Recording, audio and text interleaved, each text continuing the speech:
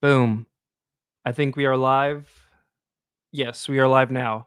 How's it going, everyone? Joined today with UAP Mike of the UFO Late Group and Terrestrial Material. How's it going, guys? Pretty good. Real good, dude. Let's get some fun music in here, too, just while we shout out the chat. Yeah, and today we're going to be covering all the stuff about Trump and UFOs. So there's a lot of stuff to cover here. I invited a lot of people, so we'll see if maybe more people hop in later. Let's see. Oh, wait, no, not this one. Okay. So I guess before we start, we'll just shout out some of the chat real quick. Whoopty Wowzer says hi. John Doe says, let's go, baby. How do you guys say that? We Runa Farm. The Donald and UFOs, do we have to? Oh, we are. Benjamin Thomas, Trump 2024. Javi says, good morning.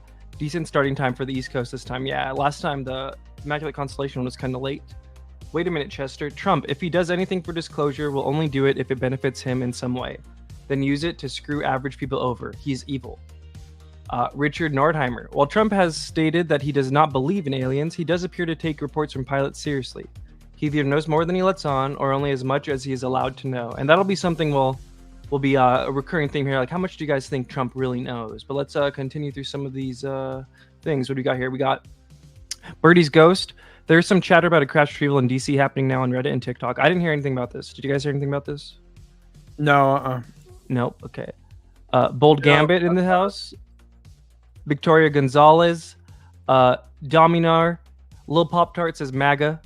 Bada Bing. Astral Edge. Derek Dougherty. Nice to see you here, bro. C. Ritter. Hector Ocampo. Champ Campbell.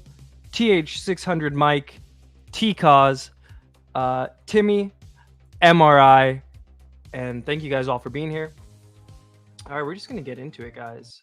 I'm gonna just play some suspense music from right off the bat. So, I guess actually, we had a little conversation before we started, right? Do you guys want to are you guys comfortable saying like where everyone is? Because I did invite a lot of people, and I tried to invite from the spectrum of political ideologies.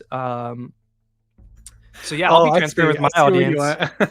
I'll be transparent with my audience. I plan on voting for Trump. Yeah, but I'm all about Americans openly discussing politics and it being a normal thing and not some crazy heated thing. So yeah, where are you at, UAP Mike and Terrestrial? Yeah, so I'll go first. Yeah, I'm not voting for Trump, and I didn't vote for him last time either. That doesn't mean I don't recognize the significance of the position he's already held once. So. Yeah, I mean, me, dude, like, I don't really vote, dude. I don't really trust anybody of these guys. So, I used to care about politics until I didn't really ever get anything I wanted. So I don't know. I'm not really taking a horse in the race, to be honest. See, so great mix. We got somebody voting for Trump, somebody not voting for Trump, and somebody who's never voted. Great. I know it sounds bad, but it is what it is. At least I'm honest. No, that's great. I think that's a great little diversity. And before we even get into this, what are you guys' thoughts on general on, I guess maybe the presidency and UFOs and then Donald Trump and UFOs? Because, I mean, love him or hate him, I think he's definitely got the most clips out there of speaking on the subject. But yeah, what do you guys think? Oh, I mean, I can go first. Yeah, I mean, look, Trump's a hard sell for me. I mean, he's kind of a wild cannon, dude, I don't know if they were ever going to tell him, like, bring him in on a lot of the core secrets or anything like that. I'm sure they would probably inform him on what he would need to know, and that's probably about it. But I don't know. He's flip-flop a lot on the topic for me, so it's hard to really get a great stance on where I think he really is. I think he's gone into this. I think he's asked about it. I think, and maybe we'll get into it at some point, I think this ties into the Kennedy assassination a little bit too, which is a campaign promise he made to his, all the supporters. Oh yeah, so, we're gonna get into that. He said some interesting things about that, and yeah, like I'm kind of with Terrestrial too. Like some days he seems like he's all about it, some days he kind of like downplays it, but a lot of the big disclosure stuff happened during his presidency, and we'll cover a little bit later too. A lot of the big Congress people like that are big on UFOs and disclosure and all that are pretty hardcore MAGA people too. So yeah, I guess we'll just start. Let's get it going.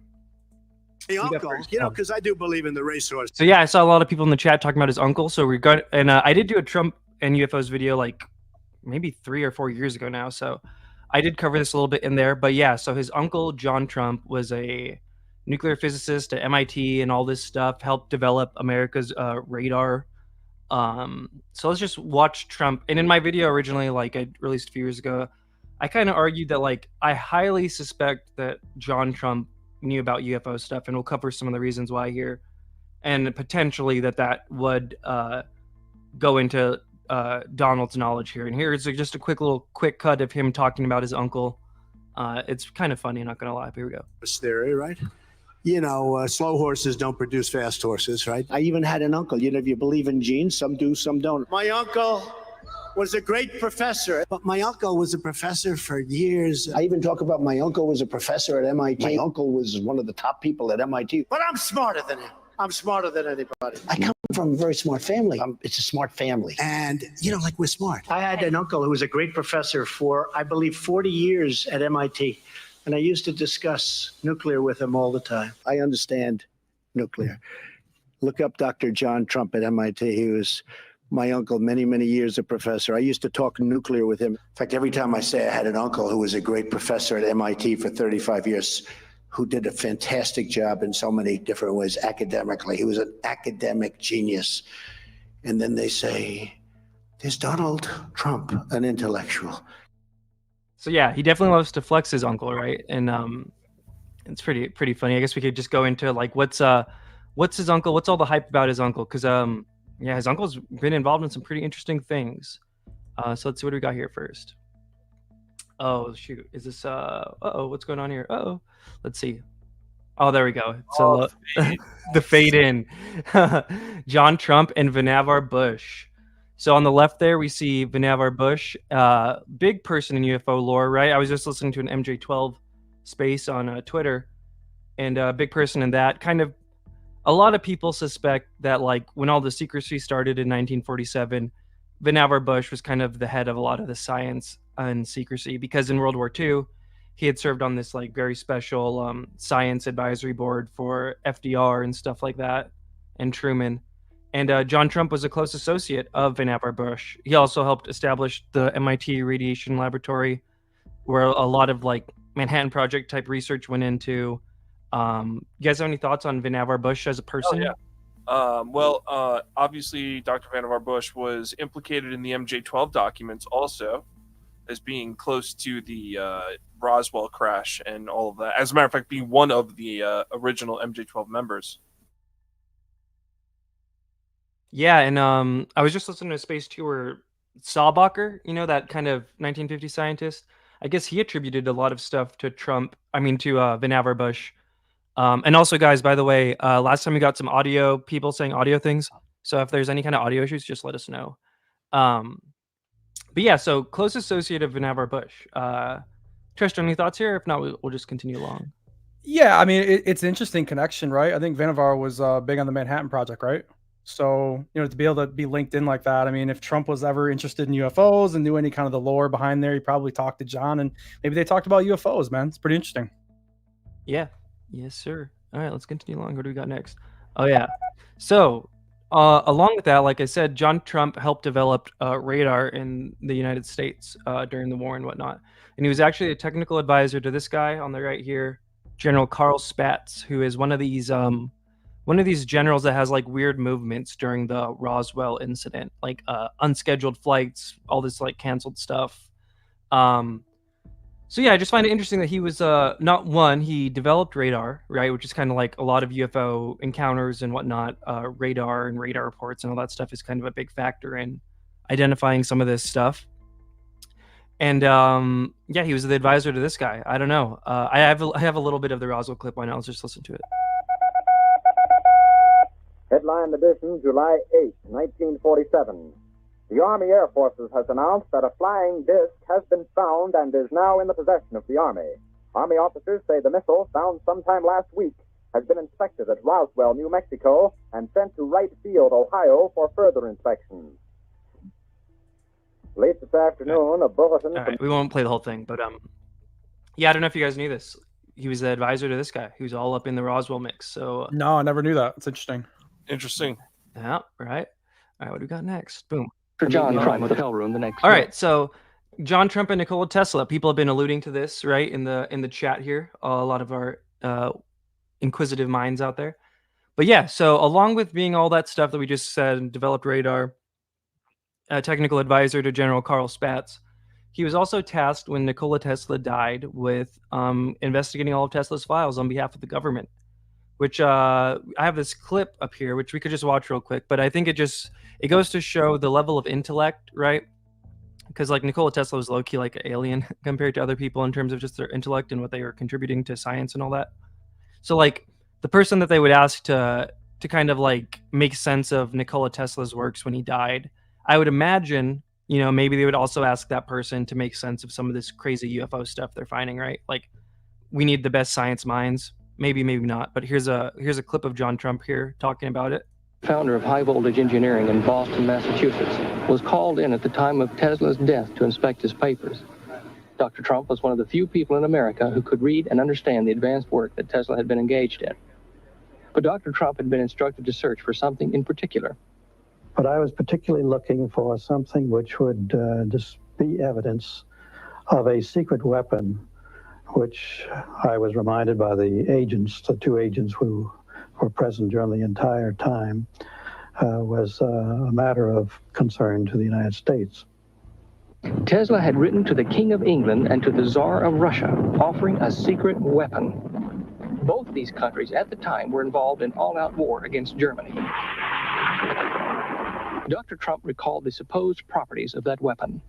It had the capability of acting at a great distance, of being destructive to flying objects and things of that kind at a place which was remote from the source. This is the safe of Nikola Tesla. It once contained his most prized possessions, his most secret papers. Miss Musar had arrived too late to know who had opened Dr. Tesla's safe or what had been removed. And Dr. Trump had found nothing which he considered dangerous or a secret weapon. Tesla had been a naturalized American. So, any thoughts on that? Like, pretty interesting, right? That Trump's uncle was all up in the mix with this stuff. Like, that's pretty wild, in my opinion. Yeah, I didn't know he was that involved. The weapon sounds interesting too. I mean, I know we've talked about, you know, over the years in ufology, EMP style of technology or weapons that take these crafts out of the air. That's really interesting that they'd be looking at him for maybe another way to do that, or like an easier way for them to do that. That's pretty cool. Yeah, people are saying like free energy, wormhole tech in the thing. That's what some people say. Yeah. You know, that was there. Something else interesting about this documentary is who also appeared in it is Stanton Friedman and Bill Moore. Now, these are two separate segments, but they are from the same documentary, so I figured let's just play some of it. I just find it interesting. Primarily, I wanted to question them further on the cover-up of UFO investigation and to see if they had any more information on government projects such as the Philadelphia experiment or electric flying craft. I wasn't really prepared for what they told me. I am convinced, after 24 years now of studying investigation, that the evidence is overwhelming that planet Earth is being visited by intelligently controlled extraterrestrial vehicles. Some UFOs are somebody else's spacecraft. I'm also convinced Stanton, that R.I.P. the government of the United States, and probably in other countries as well, knows very well that we're dealing with alien spacecraft. We're dealing with what in the States is appropriately called a cosmic Watergate. We're not convinced that everything should be put on the table. Technical data, for example, I'm not at all sure should be out on the table, because the key... Yeah, so that's a Stan Deo documentary, and I just love the whole vibe and aesthetic of all that, the music and... By the way, I was watching some other clips of him. He's a really smart guy. He's been around a lot. Yeah, and I think this is from like the 70s or something like that. But isn't it interesting, like Donald Trump's uncle appearing in the same documentary as Stanton Friedman and Bill Moore talking about Roswell and whatnot? Yeah, it's starting to make me warm up a little bit more of maybe Trump's history with this. There's definitely more than meets the eye, for sure. Right, like just based on everything we've covered so far about his uncle, do you guys think he would have been read in on UFO stuff? Or maybe even tangentially? I don't think based off his uncle, you know, that but I mean, just his uncle. Do you think John Trump, the person, separate of Donald, do you think he would have been read in on UFO stuff during this time period with like his expertise and whatnot? Possibly, yeah. Yeah, there's definitely a possible connection. I don't know. Yeah, you can play 4 there. I think so, yeah. What do you think, chat? What do you think? J. Crew says yes. B Jim says your music is poop. Let's see, it's a little too loud. Maybe it is. Helps with copyright too. Trump for sure knows. And yeah, right now I'm just kind of wondering about his uncle because we are going to move into Donald next. But these were just kind of some of the key points I wanted to hit on his uncle. Javi says, yes, he had access to Tesla's files, so for sure UFOs too. Yeah, that's kind of my thought on it. Yeah, that's where I'm leaning too, man. If they were going to trust him to like find like a secret Tesla weapon, the odds are probably pretty good, right? Yeah, yes. So then let's get into Donald. So we got some clips from his presidency, and then we got some clips from his current run. Right, and it's important to remember, like the 2017 New York Times article, Lou Elizondo, the person, all this kind of the Tic Tac, Gimbal, Go Fast, all this kind of stuff happened. And by the way, I'll put that documentary in the thing after. Sorry, guys. But all this stuff happened during Trump's presidency, right? And if you listen to a lot of the TTSA crowd, the Tom DeLonge, Elizondo, they were actually all kind of prepping to do this with Hillary winning because they were really involved with John Podesta, as we learned via the WikiLeaks and all that stuff. And I've heard that like when Hillary lost, they kind of had to regroup and reformat and whatnot, but still a lot of stuff happened under Trump.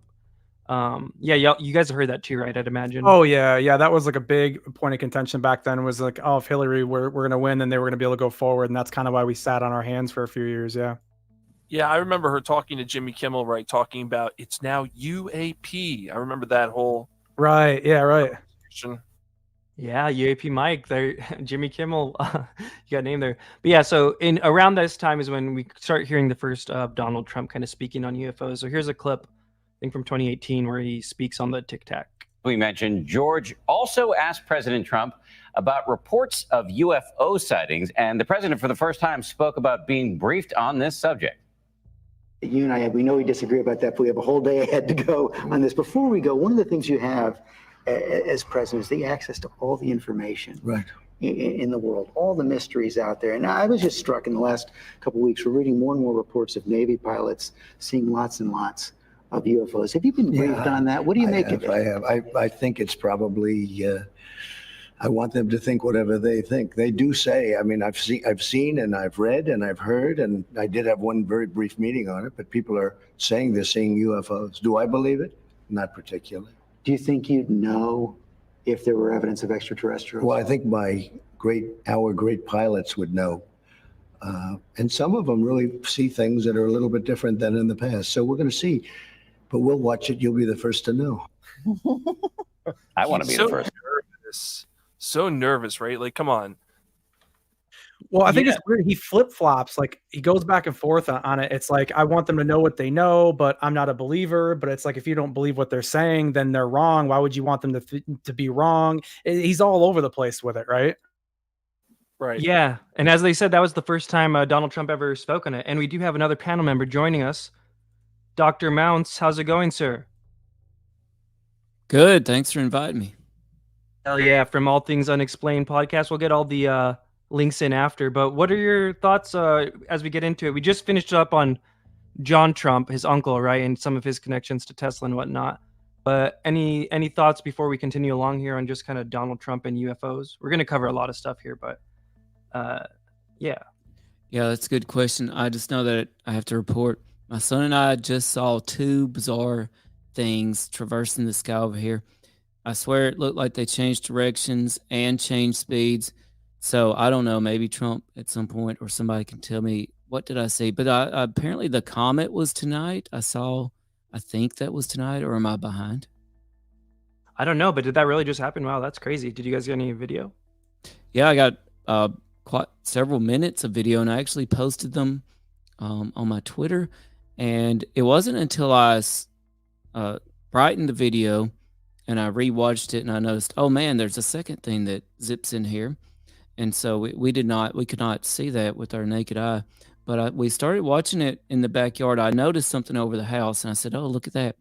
And then I noticed it was moving because I thought it was a star at first. And so I said, well, let's go in the front yard in the street and see. And so we tracked it, I guess, from south to east. I believe that's the way it was heading. Anyway, and it seemed like it really picked up speed.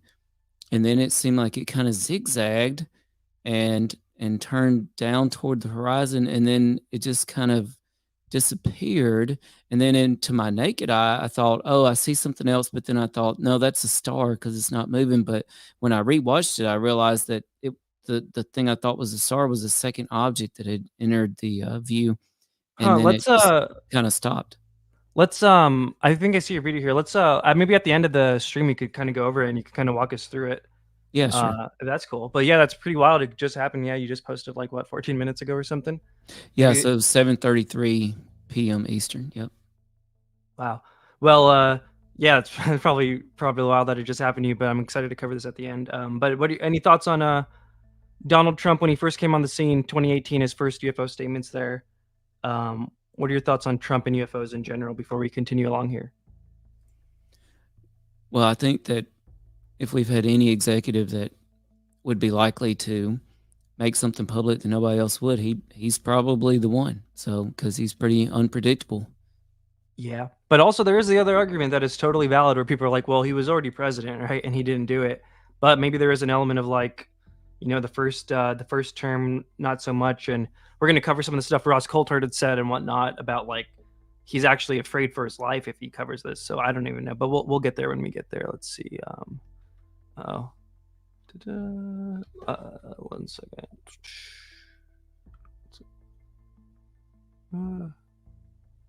It's not letting me do the thing. There we go. Oh, wait, there we go. Boom. All right, here we go. Sorry. Before Trump on Roswell, 2018, and this is an introduction of Don Jr., who actually appears to be a little bit of a UFO nerd himself. We're going to cover later on when he had Lou Elizondo on for the book tour. You know what I mean? But Don Jr. seems to be kind of more of a UFO guy than his dad. But here in 2018, he asked him about Roswell. You know, see, these are early Trump statements and all this stuff. will you let us vote? That's pretty troll. I don't like that energy. Just tell us, bro. What do you guys think? What do you guys think Trump knows about Roswell? I think he knows it's probably real. Yeah. I mean, I guess you could infer that from that, right? Like he's being coy about it, but because there's maybe something behind it, who knows? It could just be to troll. But yeah, I guess we'll just continue along. Or, yeah, for me, it seems like he doesn't really know a lot about it. It felt like one of those answers for somebody who doesn't really know what they're looking at, and he was kind of like, it's an interesting place, you know, and then dips out. You know, I don't know how much he knows about it. That clip feels weird.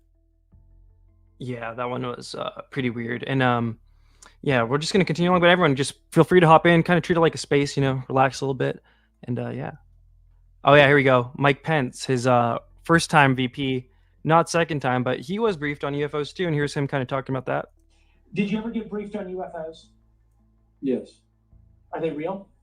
Let me just say it doesn't exist, but I've been to Area 51 and I didn't meet anybody that wasn't from around here. Okay. There's the answer. That was really weird, right? Let me just say it doesn't exist. I don't know. Comedy line he was like fed. How about that nose rub, dude? Right when he said it, that looked really bad. Because none of this sounds like he like either they're trying to not take it seriously. I don't buy it. I think one difference between Pence and Trump, though, is you can tell Pence is a politician, right? Trump is a career entertainer, and Trump's answer to me sounds, you know, like he knows what comes off as entertainment value. That's I agree with you. Yeah, I agree with you. For sure. Pence just sounds awkward. He just sounds like, yeah, like the 2008 brand of a politician. Okay, let's see. What do we got next? Boom. Okay. Can you tell us? This actually, I think this is kind of a slept-on clip. Trump's ODNI John Ratcliffe on UFOs. I think this was like 2019 or, yeah, probably about 2019. This is, I think, one of the biggest statements of any government official. And the ODNI is what, the Officer of the Director of National Intelligence, which kind of oversees a lot of like the intelligence community. And again, yeah, let's just listen to this clip. And the reason we're covering it is because this is Trump's ODNI right there, right? We see Trump in Whenever plays John Ratcliffe in a movie, it needs to be Steve Carell because he looks exactly like True. He kind of does. But Mike, do you remember this clip? It's pretty. Director of National Intelligence was a position created, I think, after 9/11, and basically they oversee all the different IC stuff. So like CIA reports to them. Yeah, so this statement coming from him, I think, is pretty huge and slept on. I don't know. Anyone have thoughts on this one? No, I agree. He sounds like a knower, huh? He's definitely a knower. Yeah, this is a huge statement. In my opinion, this is one of the biggest statements. I think he's at least gotten a pretty serious briefing, right? And what was his position? Director of National Intelligence? Was that the DNI? Yeah. Who Avril Haines would go on after him to be, you know what I mean? So like the top of the top. He was the guy, right? And we've heard recently, right, stories that the DNI gets that briefing by themselves, right? No one else in the room. I think that was the most recent reporting that I had heard. So Yeah, I you're think correct. I heard that too. Yeah. Where was that from? Maybe it was debrief. I'm not 100 on that, but yeah, it was a pretty recent reporting. Wow, and so basically the report was this, that like they get rated on all the UFO stuff alone in a room with like hard copies of paper and some, I don't know, some other, who do you think briefs them? Yeah, they told the people to leave the room. That everyone had to leave the room except for the head. Yeah, and these are the people who are, around the presidential daily briefing and everything, and these are people who really see some of the most sensitive national security stuff. And no, they weren't even allowed in the room for this one. Only the director. Yeah, he's taking it pretty seriously here. You made a good point too, Red, with Avril Haines. I mean, that's the big thing that also boosts his credibility even more, is the next person that comes through is saying like similar things, right? And so the narrative continues in that same direction. It's big, yeah. Yeah, dude. All things? Any thoughts? Yeah, I totally agree. This guy's in the know. It makes me wonder if he's been talking to Dick Cheney, a little bit behind closed doors. Oh yeah, the Dick Cheney is all up in the mix now too. What? Because the Grush reporter kind of reported on it, and that's kind of blown up. But I didn't really include that here. But yeah, maybe these are, Trump's his own kind of animal, right? When it comes to like Republicans and whatnot. But there's definitely a lot of UFO statements around a lot of these people that I think people would be surprised by. What do we got next? Boom. Okay, did you guys ever hear this? That I think this is coming from Frank Milburn, so I don't even know like how accurate or not. But apparently, Amy Eskridge briefed Trump when he was in office in 2019. Did you guys ever? Any thoughts on this? UAP Mike might know about it. You were kind of tuned into stuff around then. Do you think this happened, or is? Where did you get this document from? I think Frank Milburn was posting them a while back. He posted a bunch of messages from Amy, and he posted these, and he was just kind of like, it was actually pretty sad. And so for the audience who doesn't know, Amy Eskridge is an anti-gravity researcher who passed away in, I think, 2022? There's contention about whether or not she was assassinated or if she just committed suicide. People who knew her intimately, there's both of those camps, right? So I want to be respectful of that. I will say, though, that her boyfriend at the time, Mark, talked to my friend Tupa, and I was watching it, and he did say that they were getting like Havana syndrome during this whole time, right? Like multiple people around her have said that there was some kind of weird electromagnetic weapons going on around them. So I don't know, but yeah. So Frank Milburn in a sea of posting a bunch of documents about her and tweets and text messages from her, basically saying she was in fear for her life, and if she committed suicide, or if they said she committed suicide, she didn't. She's not suicidal. He also posted this, saying she briefed Trump. So that's kind of the backstory there. I don't know. What do you guys think? I got these documents. I know quite a bit about these. I have all of the pages of this document. Oh shoot! So what's going on here? Yeah. Behind the scenes about it. Oh, you have to talk about behind the scenes about it. Oh, well, all right. I mean, well, what can you say publicly? Oh shoot! Insider gatekeeper Mike here, dude. I didn't expect this. Gatekeeper Mike. Like a throwback, okay? But this document is connected to a Canadian company. And called, I think, that's Deep Prasad's company. See, I don't want to get this wrong, but there's a company in Canada that his name is Sam something. He's the CEO of it, and they were involved in trying to get Trump briefed on the topic. And this document, a lot of the people that were employed with that company were involved in helping form this document. I don't know who the other parties were also, but also Alien Protocols was involved with this document also. So he's someone who should also be reached out to. But yeah, this was I don't think the briefing happened. I think this is just a suggested briefing to give to him, and it was sent to some. Oh, here's some more pages. More pages of it, yeah. But continue. Yeah, but no, it was a suggested briefing. I don't know that it actually ever happened, though. That was my only hang up. So I don't know. That's interesting. Yeah, Frank Milburn was adamant that it happened. X Shot Spade says, so what did Amy say that got her killed? And again, I'm not saying for sure. I think her family thinks she committed suicide, but people will say it's her research into anti-gravity, right? She was on that trail of she had a really good kind of briefing document on it, and if she was doing stuff like this, I do know in an interview she was kind of in touch with Elizondo and Corbell. She was kind of a mover and shaker, right? And it's kind of weird. Hers is almost kind of reminds me of a Chris Gray situation where for a while it was kind of like taboo to even talk about. And I feel like finally now that kind of the dust has settled, people are more comfortable speaking about it.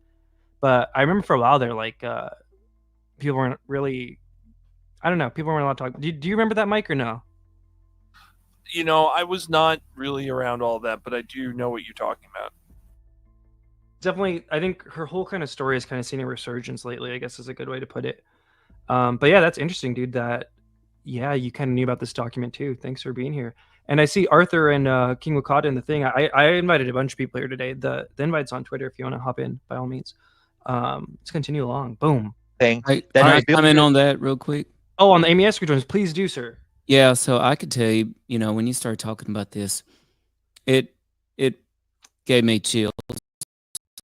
Right, this is chilling to me because I have had in 2024 scientists tell me off the record, okay, and they would never say this in public, but that they, for one, have colleagues that have been under attack by some sort of Havana syndrome, direct energy type of weapon or attack, something along those lines, and that they are in fear, they are afraid for their lives. There are certain places they won't travel to, and that they have their data, their research, on a switch to where if something happens to them, that it'll be sent out into the public domain. So this was chilling to me because I've been told an eerily similar, story by people off the record, and they meant it. They meant it. They don't talk about it publicly. It's not a part of their academic research or profile or anything like that. It's not in the news, but this is just chilling to me, and it has the ring of truth to me. Yeah, and I'll say too, I've been making UFO content since 2018. I think I put out my first video, or 2019. And I have a little Discord I have and some kind of communities I'm in where with other researchers and stuff. And Amy Eskridge and Havana syndrome were the only kind of topics I've ever floated about doing content about, where I was actively kind of warned off it, not in a threatening way, but more of a concerned kind of thing. Hey, that might be a little too hot of a topic to make right now, or you might actually start getting messed with if you really do a really thorough deep dive on either of those topics. So I totally believe what you're saying right there, Dr. Mounts. Yeah, dude, crazy. The whole Amy Eskridge thing is pretty interesting, and it's pretty recent too. That's the thing. It's I don't even think it's been 2 years since she passed away. The only last thing I would ask is, Mike, do you know how there would even be a connection between her and Trump at ever? Do you know how that would even be possible? So the company that I know that was involved with this document employed a bunch of civilian scientists to put it together and, kind of try to push forward a briefing. So it's possible she was involved with this company. She wasn't listed in any of the roles I saw on the company's website, but that's obviously she had passed at this point. So that would be why. Okay. Interesting, dude. Yeah.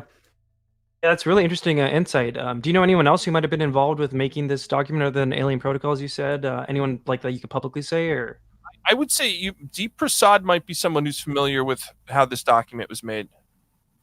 That's interesting. And I think that might even tie into actually the next thing we have coming up here, which is, and I'm glad you're here, Mike, but apparently, according to Grant Cameron, I think this is the right clip, Ron Pandolfi might have briefed Trump. So maybe let's listen to this, and then you could tell us who Ron Pandolfi is and your thoughts on this, because I don't really know much about him. But he seems kind of like a boogeyman, but also some people love him. I don't know. Let's listen. It's built into that aspect, and also Ron Pandolfi. What Ron Pandolfi does is he's had this conversation with this Dan Smith guy for 26 years, since 1991. And the way Dan describes it is, Ron will be talking to me, and he's his best man at his second wedding. godfather to his child. He'll say Ron will leak something. He'll just say it. He'll only say it one time, and either my radar is on and I pick it up, or I don't pick it up, and he will not repeat it. And if anybody ever asks him, he'll deny it. And that's how it works. So he tells Dan Smith. Dan Smith puts it on his blog. Dan Smith tells me. So it's like the puppet master telling the puppet, and then the puppet tells me, and I'm a puppet, so I repeat the story, and it gets out. And if you phone him up, like what happened with when the story was that he briefed Donald Trump and spent almost every day in December with Donald Trump, when that came out, Steve Bassett picked up on it. So Steve Bassett immediately phones Ron Pandolfi and says, Dan Smith said you briefed Donald Trump. Now, Dan Smith's lying. Never did. No. And it's plausible deniability. So it's all verbal. It's all, you can't prove anything. And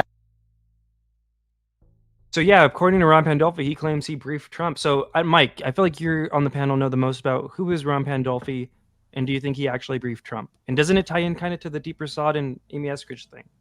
Yeah. So I can tell you, Deep Prasad did tell me he had been reached out to by Ron Pandolfi also many years ago. And I wonder if Deep will ever feel comfortable talking about that one day. That'd be pretty interesting to hear.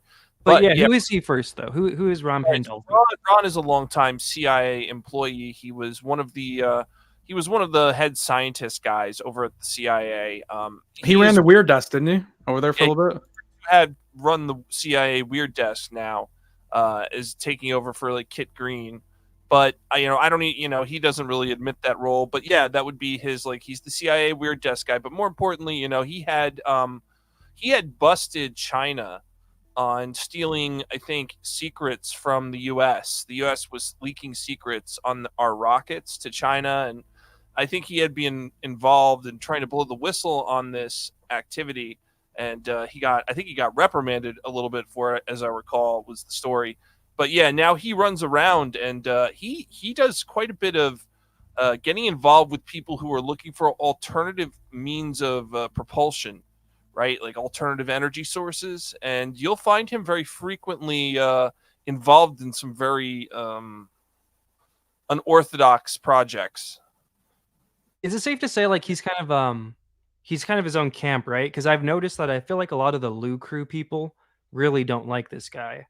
But I feel like other people, kind of like Grant Cameron here, kind of give him credence and props and kind of view him as like a good guy. Have you ever heard that? As Grant Cameron would say, he carries around the keys to the UFOs topic, and if Ron Pandolfi doesn't like what you're doing, he can shut you down.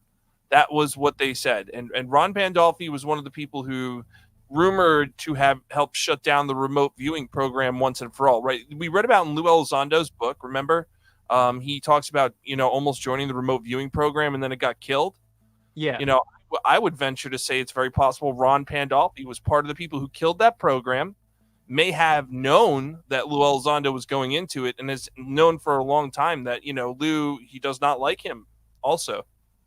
I will add this too about Ron Pandolfi. I've had a few people reach out to me and they suspect that I'm in contact with Ron Pandolfi because I guess on some things we have similar talking points. One of them being that like a lot of the disclosure pushers, not a lot of them, but some of them seem to be low-key Scientologists and act and harass people like Scientologists. And apparently that's one of his talking points. So I didn't even know that. I've never talked to the guy. I kind of really want to, especially after I heard that, because, I've been on my harassment beat. But I just think that's another interesting data point. He's kind of this mythical figure, mystic, kind of in the shadows.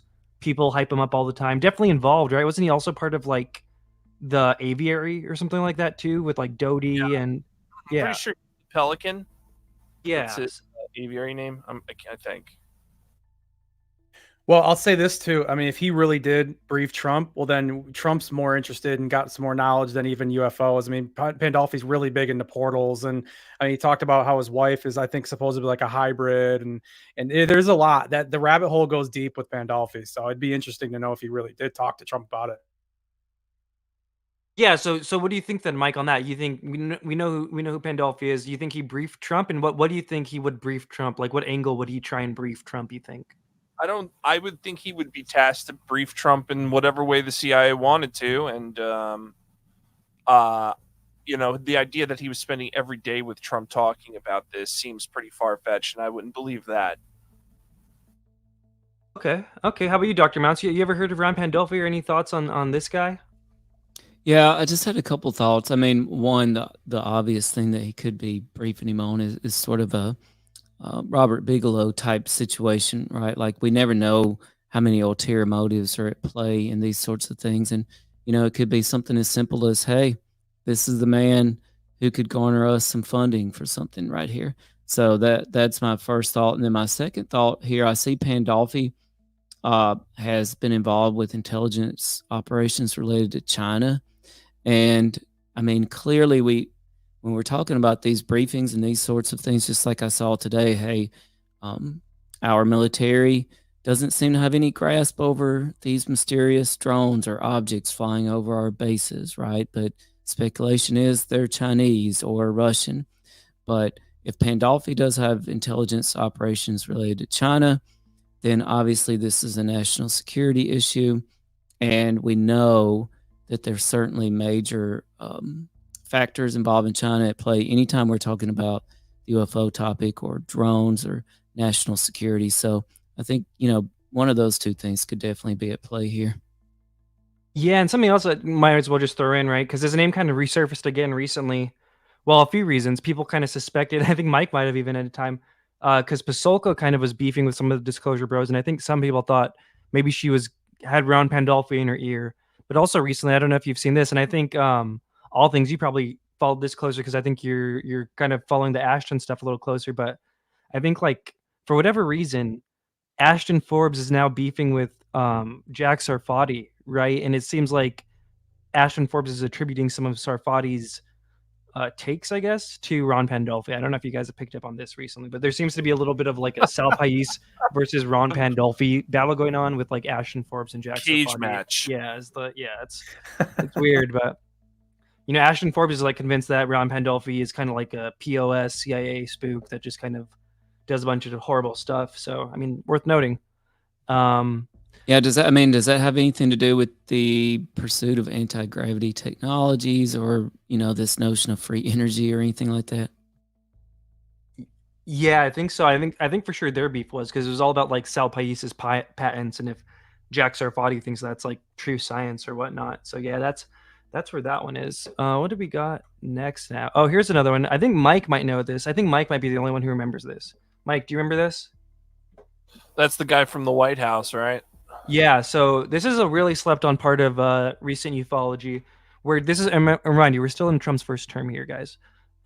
Chris Herndon was Trump's IT boss at the White House for a while, and he went from there and immediately left to go work at TTSA, which is the company we see there on the bottom. They've all kind of broken up for a bit, but they were the original kind of like 2017 Disclosure Bro band, right?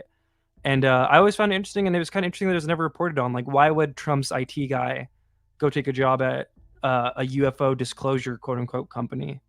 I don't know. Terrestrial, Dr. Mounts, did you guys know about this? Thoughts? No, this one flew by my radar, dude.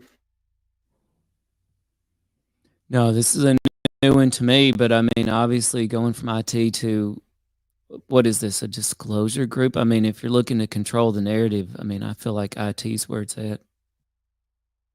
Yeah, right. And it just goes to show there's a little bit more mingling behind this or just beneath the surface than you would expect, right? Like there's just all these weird kind of things with Trump that kind of, when you look at them in totality, I kind of lean towards he knows a fair amount. But let's continue on. Oh, y'all remember this? This was crazy now. Let's just watch the clip. But Israeli Space Chief, Trump, and the Galactic Federation. This was, I don't even know. Let's just watch it. Aliens exist and President Trump knows about it. That's according to Israel's former space security chief. In an interview with an Israeli newspaper, he said the aliens have been waiting until today for humanity to develop and reach a stage where we will understand in general what space and spaceships are. NBC News chief global correspondent Bill Neely explains this one.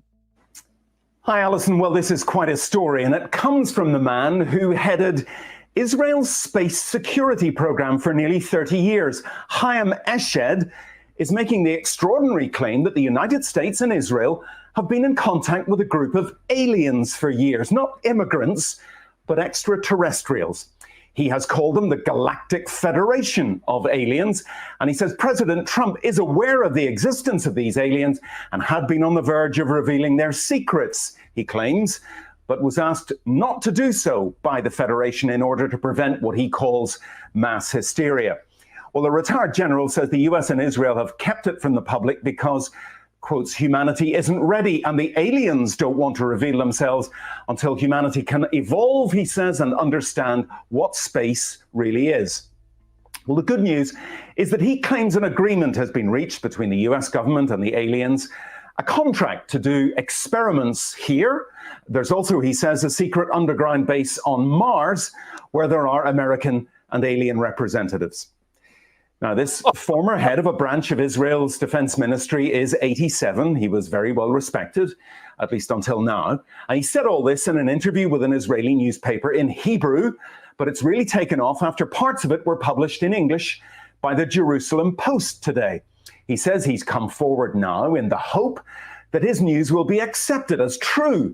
He notes that if he'd made these claims 5 years ago, he would have been hospitalized, but now he says, I've got nothing to lose. Well, so far, President Trump has not tweeted about this, though remember a year ago, he did set up the Space Force as the fifth branch of the US Armed Forces. Well, we did ask the White House, the Department of Defense, and Israeli officials to comment. So far, they have not responded to the NBC News request, and I wonder if they ever will. Okay, so yeah, so a few things here. This was in the middle of, I think, the 2020 election, right? This dropped, and this is such a wild story because right on its face, it kind of seems like straight up National Enquirer stuff. But that guy, Haim Eshed, is actually like pretty well respected in Israel. And so there's a few things, right, that he says, and then we'll just kind of go to the panel that I want to note. One, I don't know if you guys picked up where he says, if I would have said this 5 years ago, I would have been hospitalized. Like, that's kind of, that in itself is kind of a big statement along all the other ones, that there's an element of like, I don't know, force and pain and retribution for speaking about this stuff. Two, the thing he says about like Trump wanting to disclose with the Galactic Federation telling him no, that's just wild. Like, he's basically saying the Galactic Federation is real, and yeah, Trump wanted to disclose. I don't know. What do you guys think of this? This was and the fact that it's on like NBC News, right? It's such a weird story that kind of sent. What do you guys think? Look, I love this. I really love it. I think it's terrific. For one thing, people are always talking about disclosure, right? But when we have disclosure, sometimes we just ignore it or we forget about it, right? How much more disclosure can you get than someone like Eshel saying this? Like, this is as disclosure as you can get right here in terms of words anyway. Obviously, I suppose he didn't offer up any kind of proof, but beyond that, I love the government agreement with aliens story.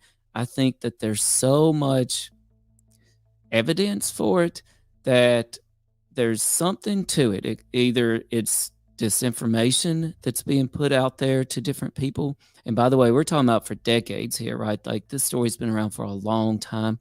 One of the connections I've got to it is I'm fascinated by this figure, Art Campbell, right? And he connects with Pasulka and American Cosmic and all that because Art Campbell spent years and years out on the plains of San Agustin in New Mexico, digging in the desert and digging up what he believed were pieces from a UFO crash retrieval. And he wrote a book about it, which is a fascinating book. But at some point along the way, Art Campbell got a letter from a soldier who Art Campbell at first dismissed him, but he said, hey, you're going to have to write me more, and I'm going to have to prove who you are. And Art Campbell did indeed prove that he was at Fort, I believe it was Holloman, and the soldiers told him, hey, I was there and I witnessed Ike and these aliens meeting up and having some sort of situation here, some sort of meeting, and that they came to some sort of agreement. And and when I first heard that, I thought that this is some sort of disinformation that somebody threw at Art Campbell to take the eyes off of the things he was digging up on the plains of San Agustin. But then I thought, man, well, what if it's not, though? What if there's something actually to this? But that's why I really love this story. Yeah, I mean, like you said, it's either like some pretty huge disinfo or it's like straight up disclosure. It's a huge name, a pretty big ally of the US, right? And I don't know, Mike, Terrestrial, what did you guys think when you saw this, and what do you think of it today? Now we're a few years removed. You know, When this first came out, my obvious reaction was, this is wild. I didn't believe in anything called the Galactic Federation, but I think a lot of these people who are close to the situation maybe get filled with misinformation and real information. So maybe he's got some things right and some things wrong. Yeah, I'm not a big Eisenhower Treaty believer, man. I'm not really big on that. The Galactic Federation is another thing that's kind of look, it's a stretch, man. I mean, so all of this is kind of a really big stretch for me. And maybe it's just a personal thing, and maybe it's just where I'm at with UFOs and where everything is. But I would need more proof to like roll into something like this. But it is interesting that this guy, the position he held, has these beliefs, right? I mean, it's an interesting deal for sure. Definitely worth noting, right? Like definitely worth putting. Yeah, of course. In the gray bin at least. You know what I mean? Like this happened. Like what the hell? This I happened. can tell you though. If you Google Art Campbell and look up his book, he has a website associated with his book, and it's pretty easy to find. And one of the tabs on his website, it essentially has the letter that the soldier wrote to him about the Ike meetup, right? And I'm pretty sure it was Holloman. And you can read it for yourself, and it's really interesting.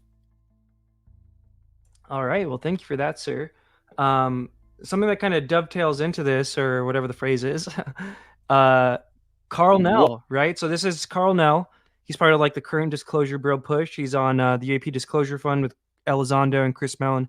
He kind of got his start with this. He was in the Army, high ranking in the Army, and he was basically the Army liaison to the UAP task force, which is what Grush was also on. You could basically view him as a Grush equivalent, right? Because Grush was, I believe, the NRO liaison to the UAP task force, which was just an interagency UFO task force created in like 2020 by Congress and all that stuff, right?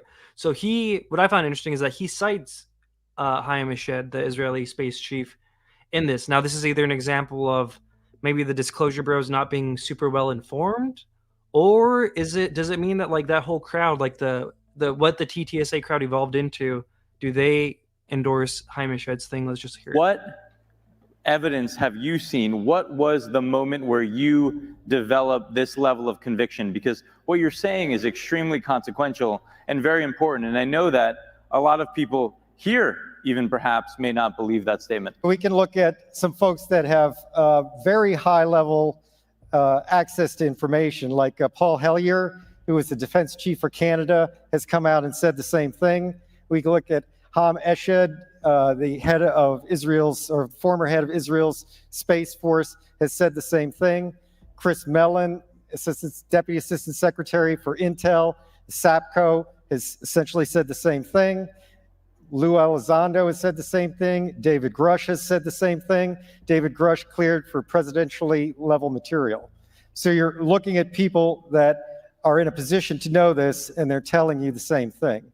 You could take a look at the Gang of Eight in the Senate and in Congress. So there's two members of the Gang of Eight, Marco Rubio and Senator Chuck Schumer, that signed up to the UAP disclosure amendment last year that basically said they're not being told the truth and we need to push forward on that. So that's sort of an overview of some of the data. What do you guys think of my analysis there? Like him citing Chaim Eshed should at least be noticed. He also cites the Canadian guy, which I kind of don't believe that much, but I don't know. What do you think? Does it add to his credibility of Chaim Eshed? Does it take off from the credibility of Karl Nell? Where are you guys at on that? So confused. I am so yeah, agreed. Because there's no denying he's like a big mover and shaker, right? With the actual like Elizondo, Mellon, kind of the people really kind of doing some of the work legislatively and creating these organizations for better or worse, right? Like, so him saying that I think is noteworthy, right? It's bigger than that, though. I mean, his background, like Nell's background, is like what you want, right? Lockheed, Right Pat.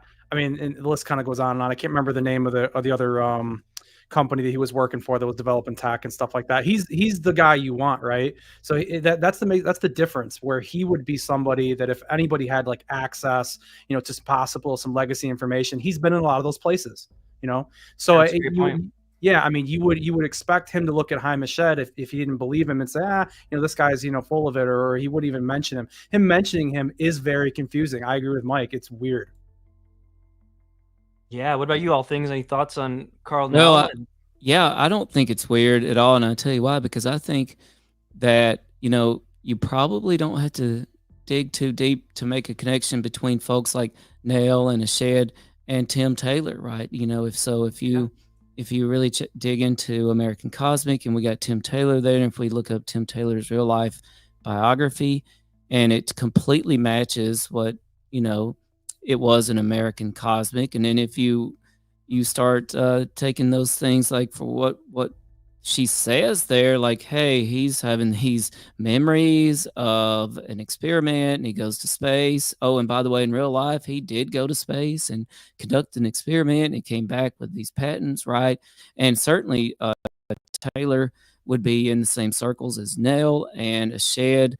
I mean, I just see a lot of connections there. And it's also bizarre to me, such a rabbit hole, because next thing you know, you've got what's his face in Fayetteville, and you got the Stanford scientist, and on and on and on. It's just all connected, and I don't know what it means, but it's connected. That's a great point too. I think he probably would be connected to Tim Taylor, and you got to remember too, he was on the UAP task force when the Jaime Shed stuff broke. And we do have some Tim Taylor stuff in Pasoka later on, so I'm glad you're here, all things, because I know you could get down on that, and actually the whole panel probably can.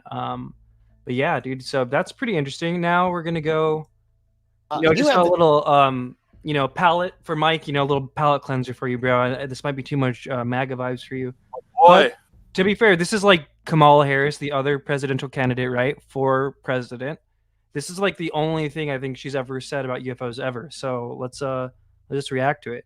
The top level security clearance, right? You have it's as high as it can get. Yes. So when you become vice president officially, when you're sworn in, have you ever found yourself in a situation where you're like, you know what, I'm just curious from a personal level about something like whether it be UFOs or JFK or Jimmy Hoffa or any of these things that we all want to know what happened? Have you taken those steps to look into those things? I am interested in a number of those subjects. Yeah. And then did you tell somebody like, hey, I'd like to see whatever files, and then somebody delivers them to you and you sit there and go, whoa. I'm not giving you any more than I gave you.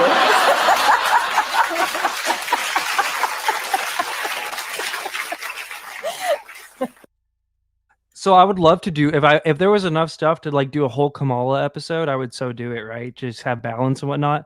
But yeah, this is like the only clip of her, and this is kind of like the point break of the thing where now everything we cover from Trump is going to be kind of his current candidacy stuff.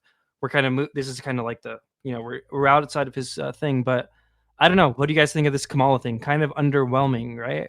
Clueless. I think she's clueless. I don't even think she's even interested in the topic, dude, to be honest with you from that. If she is, she's going to play ball. She is not going to rock the boat on this topic in any way that I feel comfortable. Now I would love to be proven wrong. I don't want to be like some super Kamala hater, but I just don't I think as terrestrials, I just don't get the feeling like she knows anything about this or has any interest. And even if she did have any interest, I feel like she would think that the stigma would cause her problems coming up through the ranks. So I think she would probably keep it to herself. That's just the take I get from her. Yeah, what about you, all things? Well, I think that if I wanted to come off like I'm in the know and trying to sound cool, I would sound a little bit like this, even though I don't really know. Right, but if I wanted to come off like I knew and sound cool about it, it would sound something like what she just did. Yeah, I could see that. I could see that. There might be enough to do a Biden one, but I don't even know then too. Like again, like two people are like, "Oh, why are you talking about Trump?" It's like I would love to talk about Kamala more, but this is literally all we got of her.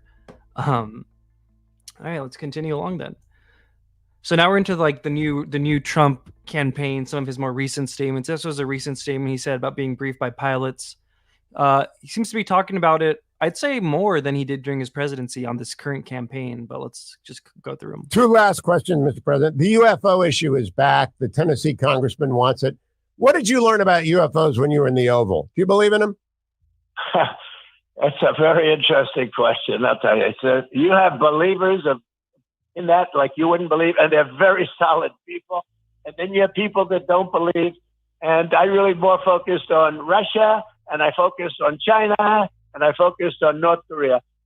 You have people, though, I will tell you, I interviewed a couple of people from the Air Force, and these guys were central casting perfect guys with their crew cuts, and they walked in, they were handsome as hell. I said, what do you think? And they believe it. I mean, they believe it. They said they saw it. And so you got briefed on UFOs? You got briefed on them? What? When you were president, they briefed you on UFOs? I was briefed, yeah. I was briefed. So do you believe in them? I always have an open mind, but you know what? I focused on things like China and things like, unfortunately, I had to also focus on garbage. So yeah, that's a little interesting. We'll play one more real quick to him on Logan Paul, because they're kind of two little, him being briefed by pilots. But I want to talk to you about aliens, yeah, UFOs, UAPs. I know the disclosure we've seen in Congress recently. It's confusing and upsetting a lot of Americans because there's something happening. There are unidentified aerial phenomena in the sky. We don't know what they are. Do you? So it's such a question I do get a lot, and it's such an interesting question. I've met with pilots that look just like you, actually. Okay, they have more of a crew cut. Okay, they look like him and they look like you. Some of them look like you, a little fatter. But these are perfect people, okay, and they're not crazy, conspiratorial. Yeah. They're not crazy, and they tell me stories that they've seen things that you wouldn't believe. These are not people that you would say, "Gee, oh, that's okay." Way. President of the United States. But I said, who is it? That's Joe Biden wanting to do an interview. So I've met with pilots like beautiful Tom Cruise, but taller. Yeah. Okay. Yeah. Handsome, perfect people. Sir, there was something there that was round in form and going like 4 times faster than my super jet fighter plane. And I look at these guys and they really mean it. Yeah. And am I a believer? No, I can't say I am. But I have met with people that are serious people that say there's some really strange things that they see flying around out there. And, if you go to Nevada and you look at that little section of where they go to look at the aliens, where they think all the aliens are landing, that, it's I think it's maybe the number 1 tourist attraction in the United States. Roswell? Yeah. Yeah. Roswell. I think it's the number 1. It's the lines of people waiting. You have no idea how many times I'm asked that question. But don't you have access to that information? I have access, and I speak to people about it. I've had actually meetings on it, and they will tell you there's something going on. When they say things are going 4 times faster than my beautiful top of the line airplane that goes, real fast. With no identifiable propulsion Mach system. 2, yeah. Right? These things are creating their own gravity fields, allegedly. Well, they have people that are very smart and very solid have said they believe there is something out there. And, it makes sense that there could be. I've never been convinced, even despite that. I just, for some reason, it's not my thing. But a lot of people believe that it's true. A lot of very good, solid people believe it's true. I know there are illegal aliens out there, but those are the ones that come through the border. We have plenty of them. You had to. Those are the ones I know. When you say aliens, I say, are they illegal aliens? These might be illegal, but we don't want. I think that's under the clip. I think I didn't clip it out right, but he was fighting that one back for a while. But to the thing about these pilots, it's interesting how much credence he seems to give the pilot testimony, right? But then he's kind of like, I don't know if I believe it or not. I find that interesting. I did think it was kind of interesting how much time he spent describing the beauty of the pilots compared to the actual UFO thing. That was kind of just random, just classic, like random Trump, But I'll give Logan Paul props, dude, for this. I saw some people were like, oh, like screw Logan Paul. He asked some good questions, I think, right? And when he was given the opportunity, he could have not asked about that. I think Logan Paul, someone said he had a ghost experience in the chat. He's definitely also like a UFO nerd, right? So I don't know. What do you guys think about Trump when he talks about these pilot sightings and seeing it discussed on Logan Paul? I don't know. He had Greer and James Fox on too, Logan Paul. Yeah, so for me, I mean, this is like the stark contrast I was talking about earlier. Like this to me, it sounds like he's not a believer and that he's trying to not offend the pilots. He's not trying to, down their abilities. Then you look back when he talked about Roswell and he's like, it's such an interesting place. He makes it seem all mysterious. He flip-flops all over the place, man. I don't know. It makes me think that he doesn't know when I start to see stuff like this, or he doesn't care. It's very odd, man. Yeah, he's all over the place, right? He's all over, man. Yeah. What about you, All Things? Well, I think that it sounds to me like he's walking a fine line. If you were really in the know and you were bound by, NDAs or classification levels and other things, and you wanted to talk about something, you would probably walk a fine line of language. We see people do this all the time, right? Where they mince words and do things like that. But I think it's really telling what he's talking about with the pilots, because these pilots should be the gold standard, right? Like we're talking about the most experienced people at observing things in the skies on the planet.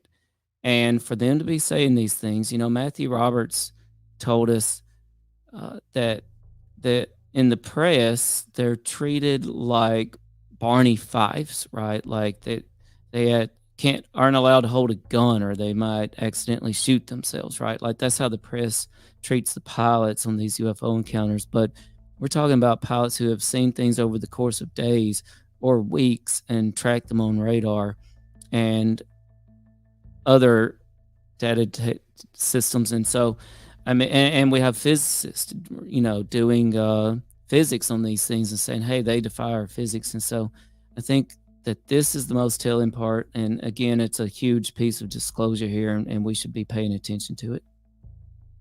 Yeah, in that first clip I played, there was almost kind of he had almost like a sense of urgency to like get off of the UFO topic, right? He's like, I like to talk about China, I like to talk about Russia. He said it a bunch of times. So yeah, I think there is something to be said there about walking this fine line. I mean, if even some of the stuff we've covered so far is true, like he was briefed by Pandolfi or these pilots, right? There's something, he definitely knows something, in my opinion. But let's continue along. What do we got? Oh, here's him on Go ahead. Full Send podcast saying he isn't a UFO guy. So Trump on making the rounds on all these podcasts, I just find hilarious. Oh, I think that's all the names. Are aliens real? That was the last question. That's an interesting. I don't personally. You don't talk about aliens. I don't. much. I'm not a big alien person. I got enough things going without worrying about it. But I'll tell you what, you have a lot of smart people that think that, there happens to be a certain site that's the #1 most visited site in the whole country. You know that, What's right? that? Do you know what I'm talking about? Where they think the aliens come down, and I haven't been on that. I'll tell you about it after the show. I thought it was a different site. One last question. Did you pick up? He said, I don't need any more problems other than that too, right? And he kind of seemed like here he was trying to move past it too. There's something going on there. I'm going to play that part one more time, actually. Go ahead. Oh, I think that's all the names. Are aliens real? That was the last question. That's an interesting. I don't personally. You don't talk about aliens. I don't. much. I'm not a big alien person. I got enough things going without worrying about it. But I'll tell you what, you have a lot of smart people that think that, there happens to be a certain site. But yeah, so he's kind of, I still think walking this fine line, he's all over the place all the time. I don't know. Did anything stick out from this one to you guys at all? Yeah, I mean, I think he's doing the kind of the same thing that Arrow does, where they're sticking to the word aliens really, really hard. So that might be why he's so lax with saying that, because he thinks it's something more. Maybe he knows more about the phenomena than we think. Yeah, that's what sticks out to me, how he's just harping the word alien so much. Ooh, Ricky in the chat, good comment. I'm sure Joe Rogan will push Trump on UFOs when he makes his appearance on there. Yeah, I don't know if you guys heard that, but I think that was announced like yesterday or today that Trump's going to be on Rogan. And yeah, I mean, imagine Rogan just roast Trump like he did Schellenberger about UFOs. That'd be crazy. But yeah, back to this clip, guys. Mike, All Things, any thoughts on? Yeah, so I'll just say I think. Oops, sorry. I think there's just a little bit of an issue with him feeling uncomfortable talking about the topic openly. My read of his body language is he does not want to. He wants to divorce himself from the subject, but he's interested in it, and he will talk to people behind the scenes about it.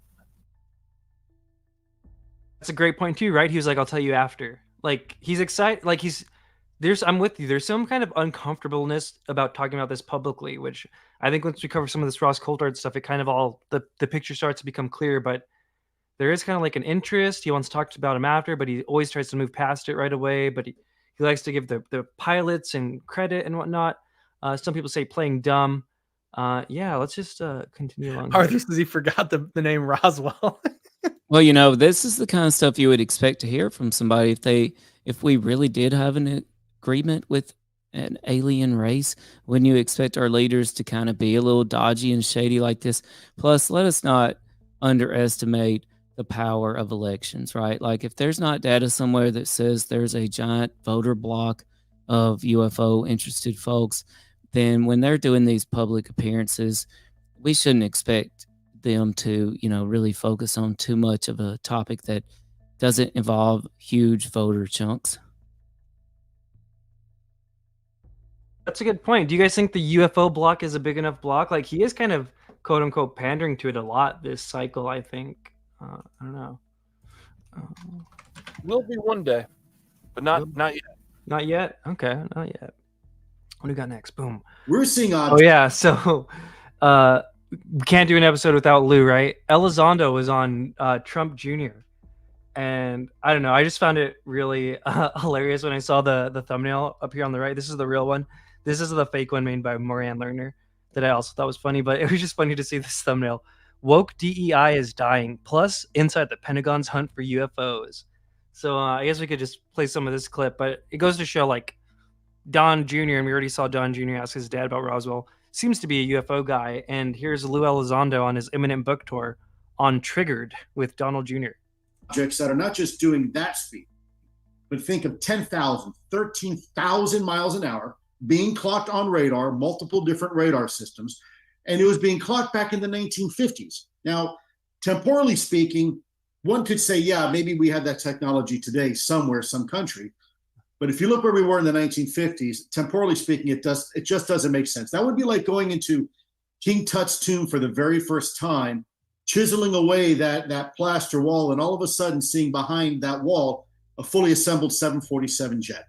I mean, 1950s technology, that was like the beginning of like the F-15 era or something like that, right? Oh, yeah, before that, actually, we're talking F-105s, we're talking Sabres. Okay, yeah, maybe I think it's the 60s, yeah. That's 50-year-old technology, yeah. I'm thinking 50 years, not 1950s, but yes, 100%. Yeah, so, we're talking about technology that we have been encountering over controlled U.S. airspace, over sensitive military installations for the greater part of 70 years, that even today, we can't replicate those performance characteristics.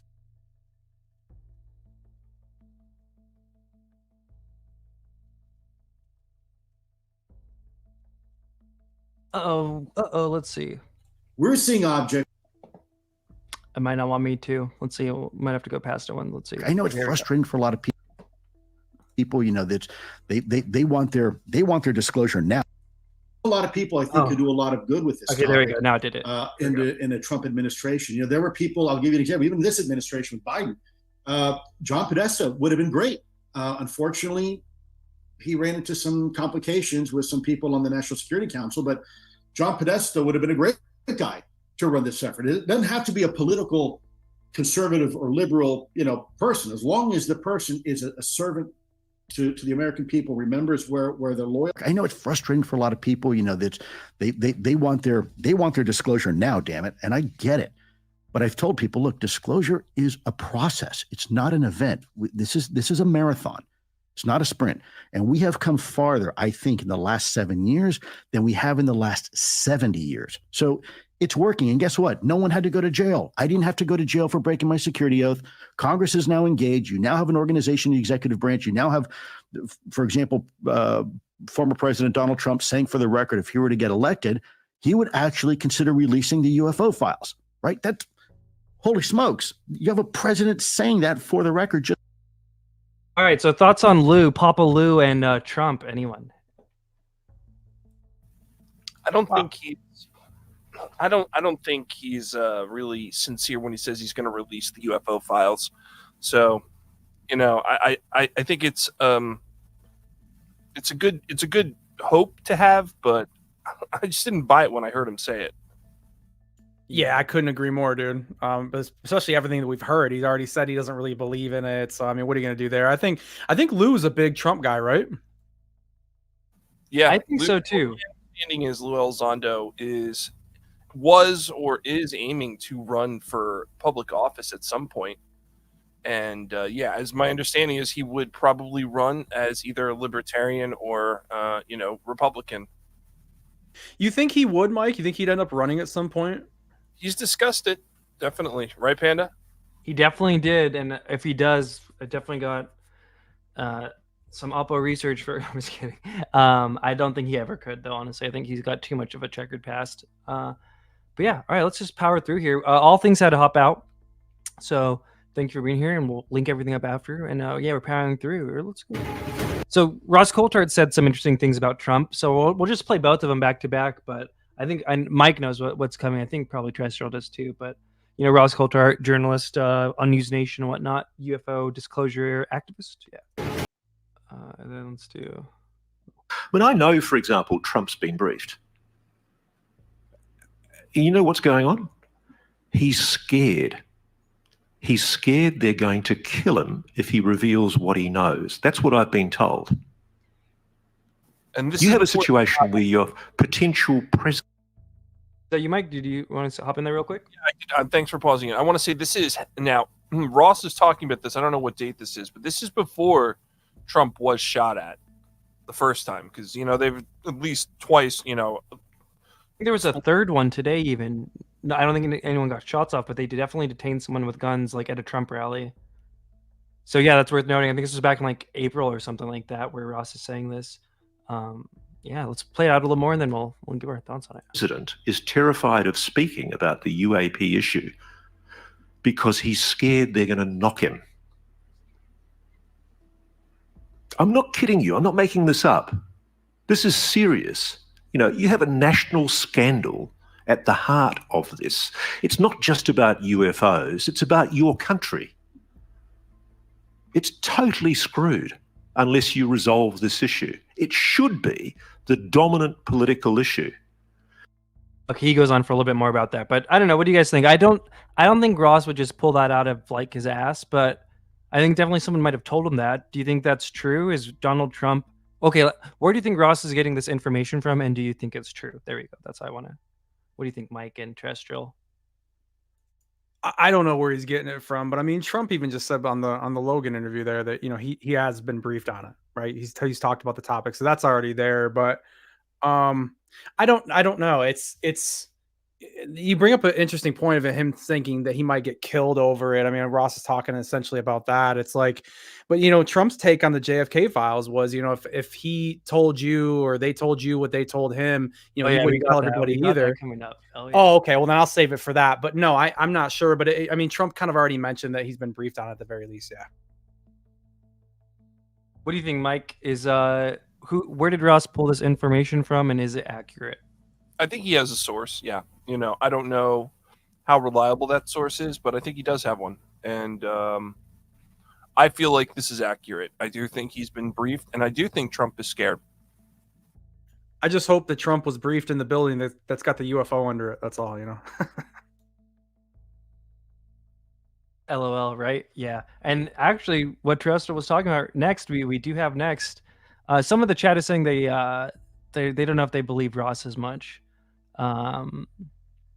Yeah, okay, but let's next into the whole JFK and UFO thing. So this is a back-to-back clip we got here, but this is one of my favorite clips. Here we got Judge Napolitano, one of Trump's close allies and confidants, talking about his conversation with Trump about why he didn't release the JFK files.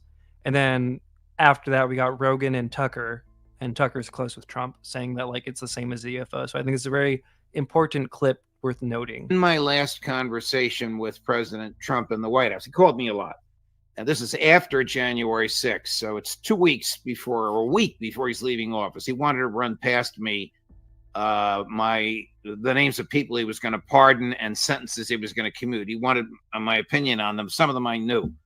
I said, "How you doing?" He said, "Not too well." And he went off into a tangent about what he thought happened with the election. I said, "You made a promise to the public many times and to me privately that you haven't kept." What? I'll take care of it right now. I said, "I promised you would release the records of the JFK assassination." He said to me, "Judge, if they showed you what they showed me, you wouldn't have released it either. And I said, who's they and what did they show you? And then he said, Judge, someday when we're on the phone, and then he raised his voice, and there aren't 15 people listening to the phone call, back to a normal voice, I'll tell you. Oh my God. I mean, this makes it sound even worse. Who are they? Probably somebody in the intelligence community. What did they show him? JFK's brains blown out? Did you hear Trump's take on the JFK assassination, why he didn't release the files? Yeah, I know what Trump's take is. He yes. said that if you knew what I know, you wouldn't tell people either, which is crazy. Well, what and does that mean? that's his position on the UAP thing as well. Yeah, actually. And that's a lot of people's position on it. I mean, you know, Trump is saying, of course, the CIA had knowledge of it. That is known. All right, what do you guys think of that? So huge, the whole thing of like, if you knew what I knew, and then Tucker and Rogan tying it in and saying it's kind of like the same as on UFOs. What do you think? Well, Tucker wanted to join the CIA too. I thought that's an interesting thing to start with. Go ahead. I'm sorry. No. Go ahead, Mike. Yeah, well, I was going to say I think Tucker knows a thing or two about the CIA, number one, and I think he's pretty spot on that whoever it is probably the CIA is telling him these things, or at least, you know, intimidating him into not wanting to release them or talk about them. Yeah, I think that Trump's stance with the JFK stuff is probably the number one tell-all for me and what I believe on whether or not he would actually release the UFO stuff. I mean, at the end of the day, the UFO secret, you know, whatever ends up being true with all of this, was probably a lot bigger than the JFK assassination and more important, right? Long haul. So this is where I really kind of derail on believing whether or not he's going to really give us any kind of disclosure. If he even knew, yeah. See, I take it as low key. They're all the same thing. Oh, we got Arthur in the mix. Late edition. How's it going, Arthur? We can't hear you, sir. Maybe try mingling around there. But I take this as like he's. And maybe this is just like wishful thinking on my end, but he's like combining these two topics in his own mind. And I think the next clip that Arthur was kind of saying is kind of similar. Arthur, are you there now, sir? Great set of Hooters. The owls, they're beautiful. Kind of crappy connection here. Oh, there we go. Sounding good. A little bit loud, but what are your thoughts on this so far?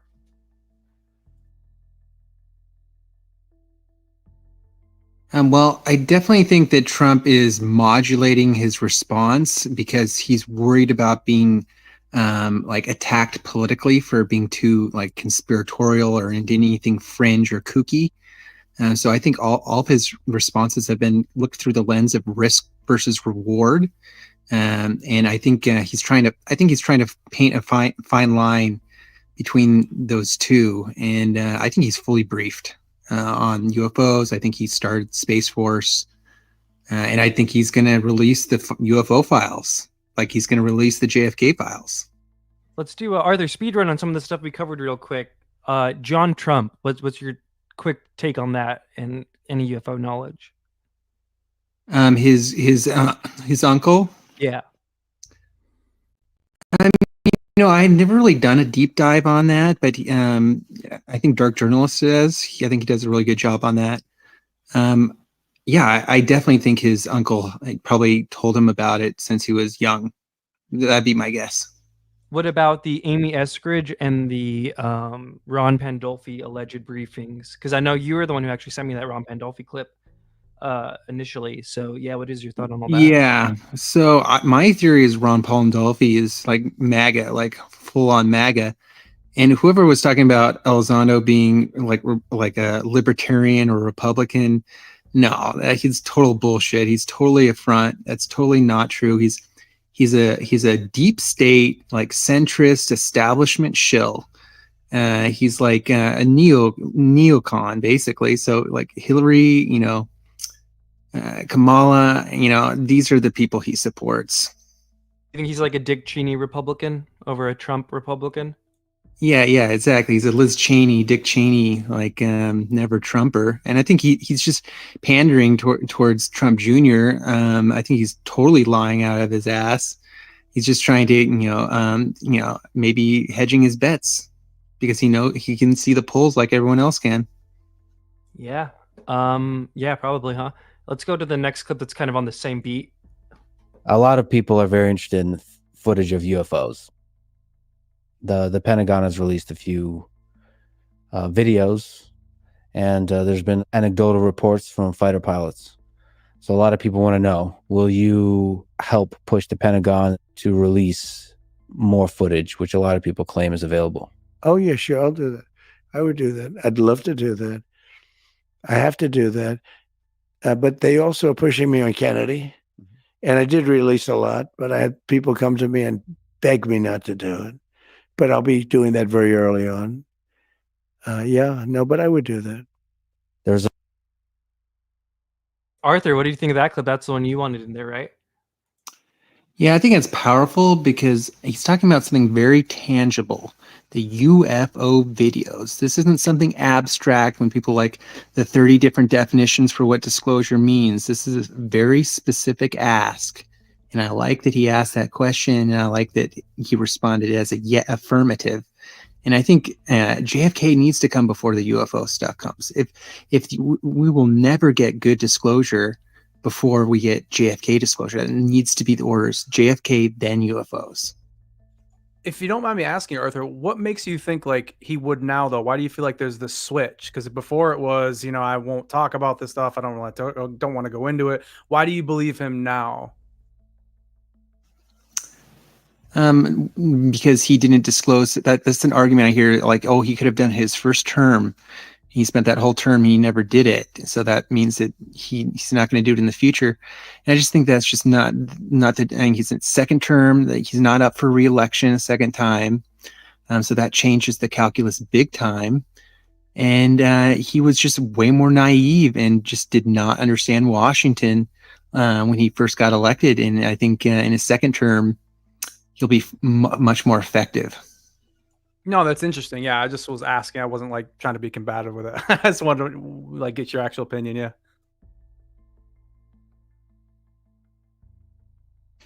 And he didn't have people pressuring him in his first term. Like we have Tim Burchett, Rep. Luna, Matt Gaetz, Nancy Mace. I mean, these are all high-profile Republicans that are way into this, and bringing it up to him. So he like feels more support nowadays. Maybe a little less to lose since the last term. I like that. That's interesting. Riff for a bit longer if you can, Arthur, because I'm trying to find this clip because somebody's like, what does this have to do with JFK? And there's a clip I forgot to include about Douglas Keddy, but if you could just keep on going for like a minute or two. Yeah, so I think it's so important that we get the JFK files before the UFO files because the deep state is behind both of those things. And we cannot have disclosure of like UFOs from the very people who perpetrated the crimes that we're trying to uncover. There needs to be some sort of major change in the power dynamics. And in America, that's through elections. That's at least how it should work. But that power got usurped when they, killed JFK and then have been essentially threatening all subsequent presidents with assassination, just like JFK, and then, blaming a patsy and just getting away with it because they got away with it the first time, so they can get away with it a second time.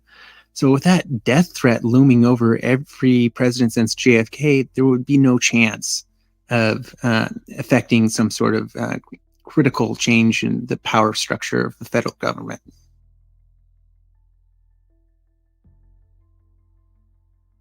Okay, I don't know if I could find it or not. I think I might have to go. Okay, here we go. I had to. We're gonna have to watch my Elizondo documentary because I couldn't really find it. Let's just do this real quick. Can you guys see that? It's this part. Let's see. Yeah.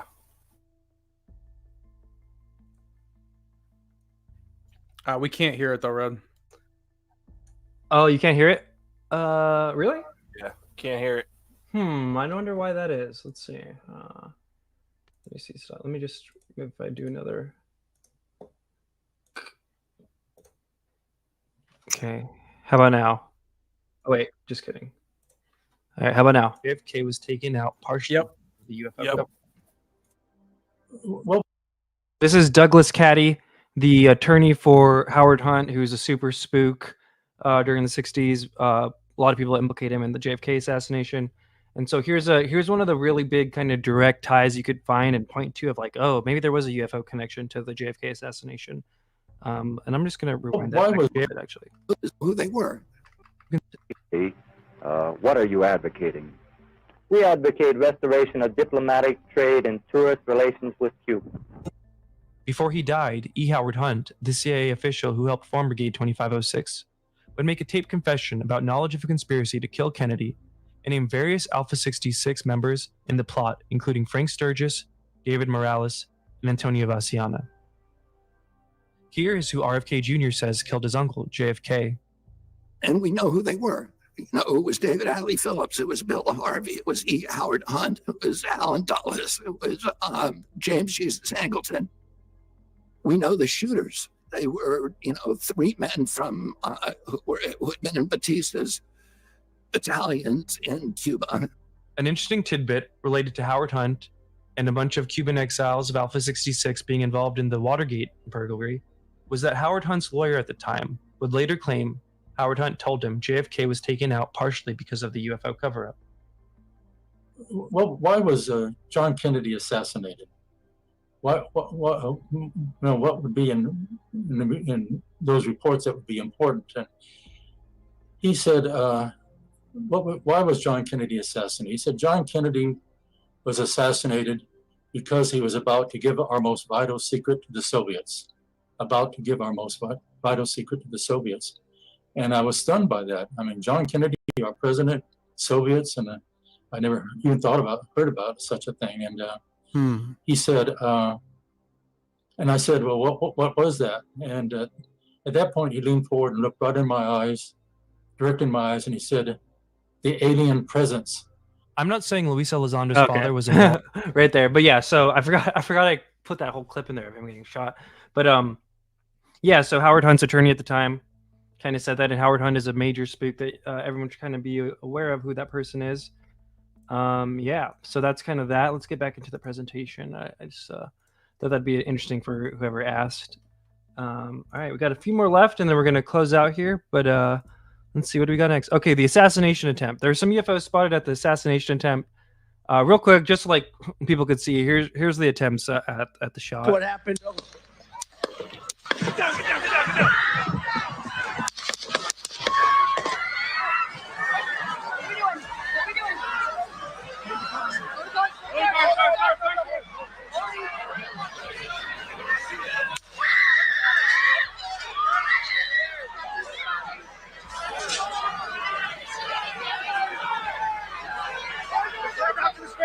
Move to spare. Hold. When you're ready, on you.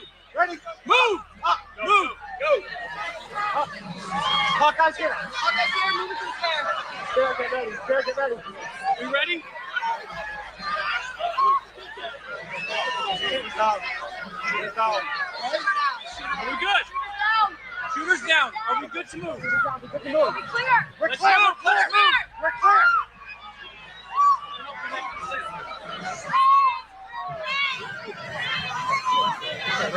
Come on. Let me get my shoes. I got you, sir. Let me get my shoes, sir. Hold that in your head, your body. So we got to move to the bus. Let me get my shoes. Okay. Watch out. Wait.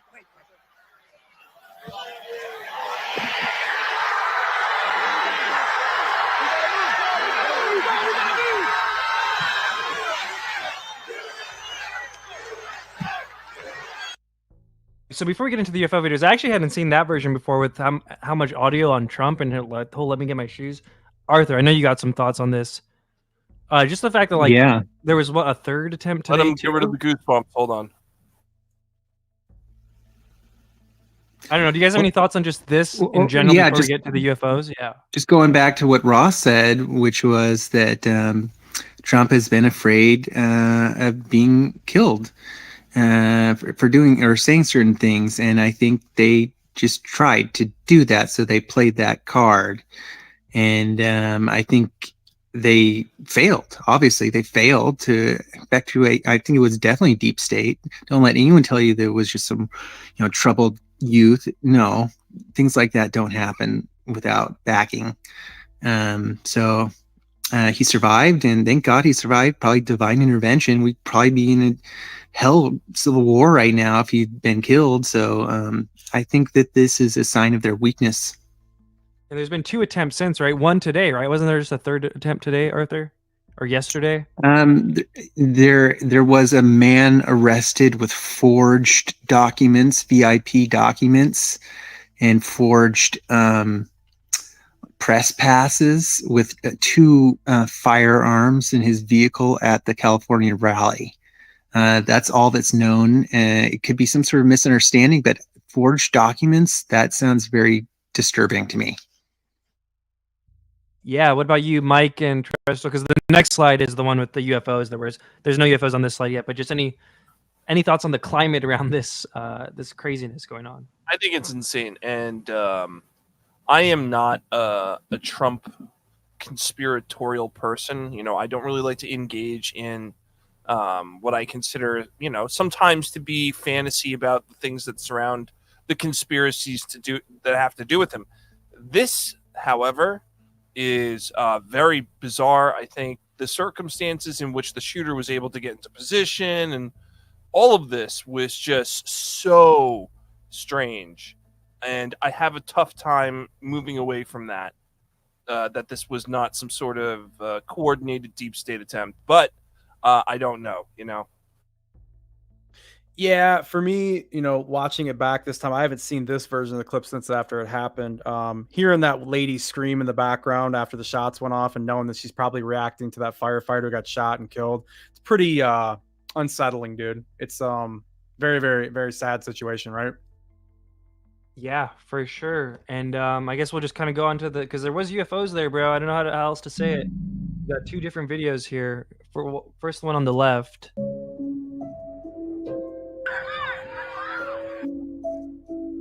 You know, some people are like, they're bugs, they're not. I don't know.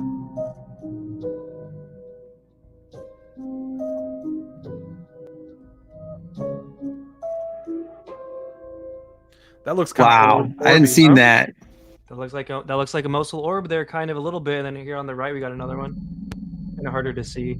Strikes again. I was gonna say, did Patrick respond to this or what? I think he probably did say something about it, actually, if I'm not mistaken. But I don't know. What do you guys think? I hadn't seen that first. I haven't seen that first video. That looked like an orb, like a metallic orb. It didn't look like a bird or an insect to me. And yeah, there were probably, I wouldn't, if there were RETs out there, yeah, who knows? They might have intercepted those bullets.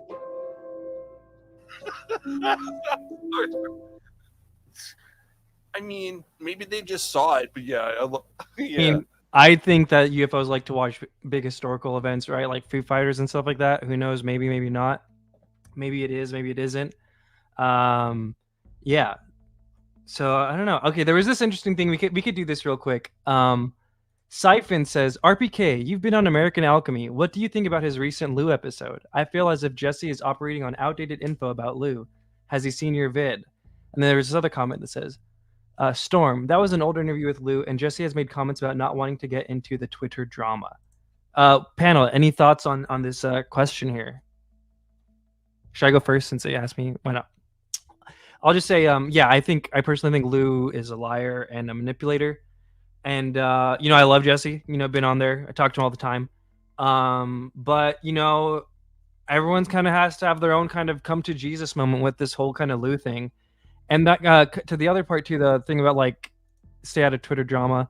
I vehemently disagree with the phrasing of it as Twitter drama. And hopefully I'll do some more streams coming up here that really show that like this isn't just drama. This is a counterintelligence operation being conducted on this community for purposes of narrative control that include illegal accessing of police databases, the targeting of UFO researchers, family, and friends who have nothing to do with the subject. It's very sophisticated, and I can understand how from the outside you would think it's just drama. But I do think, and this is kind of why I always say it too, and to Jesse and to some of my other friends out there that are still kind of like afraid, I wouldn't say afraid, but, you know, not really asking kind of these difficult questions. It's like, I do think long-term, like, it's not a good investment on yourself. You know what I mean? As the shoe drops, and I'll just be clear, I suspect that Lou Elizondo has done a lot of illegal activities in recent years and has used a lot of people and burned a lot of people in really gross and disgusting ways. And I think as that more and more comes to light, we're kind of seeing it with Jay Stratton, we're kind of seeing it with that. I think the people who kind of just treated him with soft gloves, it's going to have kind of like a negative kind of ick, a negative kind of connotation to it when all is said and done. And I think people who are like, oh, it was just drama, I wasn't trying to pay attention to it, when it's all said and done, they're going to be like, oh, fuck, I didn't realize how crazy Jesse it was. Michaels fucked up. He seriously just fucked up because he knows all. He could have asked about ATIP, OSAP, what years, all. He knows all of that, and he just let Elizondo in, got him the most fancy set he could find, and just kissed his fucking ass. Yeah, look, man. Depending on the time frame, sticking your head in the sand can be just better for business. What can you say? I mean, there's not much else that you can say. Jesse knows. He pays attention to the topic, dude. But you know what? I'll be honest with you, Red. I don't know if it'll affect him down the road. If this whole thing were to blow up with Lou, I think he would be able to kind of play it off and go, I don't know, man. I didn't really look at it. I think he could skate on I it. think he could probably knows too. that. Yeah. Some other yeah. people will have a very difficult time like that. Like that UFO podcast and people like that are like super hardcore Lou show. Right. Yeah. But it will have been a missed opportunity, I think. He could have, but again, I get why people don't do it. You know what I mean? But I do think the whole thing of like not wanting to get involved with drama, I vehemently oppose that. And I think that's cope. And I think that the people who do quote unquote get involved with the drama and get like their shit rocked by Lou and the Lou crew because they're sticking up for others, I think that is very commendable. And I think history will show that. It's like calling what happened to Doty and Benowitz drama and being like, oh, I don't want to help you. I'd rather just not care about that. It's like, no, there's actually a sophisticated counterintelligence operation being conducted here. What do you think, Mike? Yeah, so the question going back to, are we operating with the most recent Elizondo information, or is Jesse Michaels? Really, I do think Jesse, he had a niche scope that he was going for in his content there, and he went for it. So, my hat's off to him for that. And there will probably be somebody. So, Kurt Jaimungal, I think, did a great job with Lou Elizondo and kind of pushing back on the orb thing. That was pretty good. Like, hey, you're not setting up any cameras to document this. It's just a very strange story. So, I think Jesse probably did the thing he was going to do. We'll see. I think there's more to the story for Elizondo. His book has only been out for a month and change, right? So, yeah, Strahan's about to come out. Like I said, and to anyone watching this who's like in that camp, like it's not even like I want your battle to be my battle kind of thing. It's like from a genuine place of caring about people and their longevity in the subject. I just do think that like Lou's reputation is already kind of tanking, and it's only going to tank further. And I personally think what he's done to this community is worse than what Doty did to Benowitz and a lot of stuff like that. Joe Rogan did a brilliant takedown. I mean, I went back and listened to that Schellenberger discussion again, and boy, was he hitting everything so well. I mean, my esteem for Joe went way up, and my esteem of Jesse Michaels went way down. Yeah, Rogan kind of jumped back to skeptic Rogan, huh? It's pretty interesting to hear him now. Yeah. And to be clear, I still love Jesse. I'm still team Jesse. Don't get me wrong, but it is every quote unquote content creator has to come to terms with how they're going to approach Lou Elizondo, his claims, his hate group that targets and harasses people in really gross and illegal ways. Everyone does it differently. I have my way. People have theirs. But yeah, maybe at the end, Arthur, if we have some time, we could react to that because that was pretty interesting too. But let's continue along here. Back to the Trump stuff. Maybe we should save that for the end. Okay, now we're going to kind of go into just some of the UFO statements around the people surrounding Trump, right? So here's JD Vance, his VP. This was, I think, like 2 or 3 weeks ago, fairly recent. I mean, look, there's a lot of crazy stuff you read about. I mean, one of these things, I don't know if you saw the story from a couple of years ago that like the Defense Department had declassified the UFO stuff. Did you see that? That was a crazy story. I don't talk about that because I have no idea what's going on. So my standard for whether I talk about something, Mike, is whether enough people that I trust bring it to me, at least to the point where I feel like I've got to investigate it myself, not just trust the media to do their job, because a lot of times they don't. So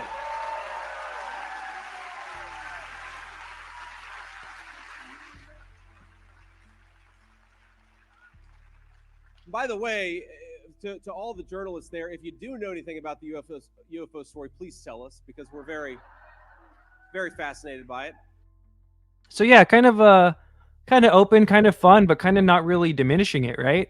I don't know. I thought that was kind of cool. Yeah, I mean, he used more words, but I feel like it's a similar situation to Kamala. I think he's clueless. Yeah. Yeah, kind of there. What about you, Mike? No way. He's definitely not clueless. He's this is probably a rehearsed line. He's coming from Thiel Capital. Oh, I totally forgot about that. Great tie into the Jesse Michaels stuff. He's totally been Thiel funded him, and who's that other guy that I think didn't win, but he funded his Senate campaign 2 years ago or so. So yeah, he's definitely Thiel connected, and Thiel has kind of done a lot of UFO stuff. People say Thiel is behind Enigma Labs. Thiel did that one UFO conference thing, and then also I don't personally believe that Jesse Michaels is like a Thiel plant or anything like that, but he is Jesse Michaels is did work for Thiel at one point in time, right? So, and I think he's kind of helped promote his stuff and whatnot. So, and he, Thiel did kind of talk about it on Rogan, which actually that might even be worth pulling up real quick. But yeah, riff on that real quick. Well, yeah, Thiel, he's been alleged to be behind Enigma Labs. I haven't found any proof of that, but that's been definitely out in the lore right now. And he, owns the most powerful private intelligence gathering apparatus in the world. Palantir. Of course, he probably has tons of UFO data at his fingertips. Someone writing that, you think we know things in the public domain? They know way more than we know. So he's definitely informed, and JD Vance is definitely informed. Don't let his statement come off on face value, because it's not. It was a rehearsed line. He's probably had discussions with Trump on this. I mean, why do you? Oh, okay. I guess you're saying it coming from the Trump side. I mean, even the Thiel side. I mean, why do you feel that he would even need to inform Vance on any of that? Just because they're in relationships doesn't mean that they're sharing information like that, though, right? Yeah, he's vice. They're close. Yeah, they're running. They're going to be president. President, vice president. And I think JD Vance had knowledge prior to becoming his VP pick. And I guarantee you they've discussed this behind the scenes. He would not have brought this up if the campaign hadn't discussed this with both of them. And here's Thiel. All right, so kind of interesting, kind of faded thing from him there. Let's But it's an important aspect that the delivery system of weapons of mass destruction is often used as a reason why we have to keep this stuff secret. But I find that to be just argument, because we already have intercontinental that can hit anywhere in the world. There's no they come in re-entry going at Mach 15. There's no defense against an ICBM, but we already have that capability. Yeah, maybe. So we'll continue along here. We're almost done here, guys, and if anyone has to go, by all means go. And it's kind of on the East Coast, but so this is another big development, right? We're kind of looking at the people around Trump now in the campaign. Trump thanks Robert Bigelow. Robert Bigelow is a big-time UFO guy, billionaire from the Las Vegas area. I have a video. I think I might have privated it, though, because I wanted to redo it about him. But, he's kind of behind a lot of the CFO stuff even today. He did the National Institute for Discovery Sciences with some of his real estate funds. And then he made, BASS, Bigelow Aerospace. And then they ended up getting the contract, right, for OSAP. For most of it, I think.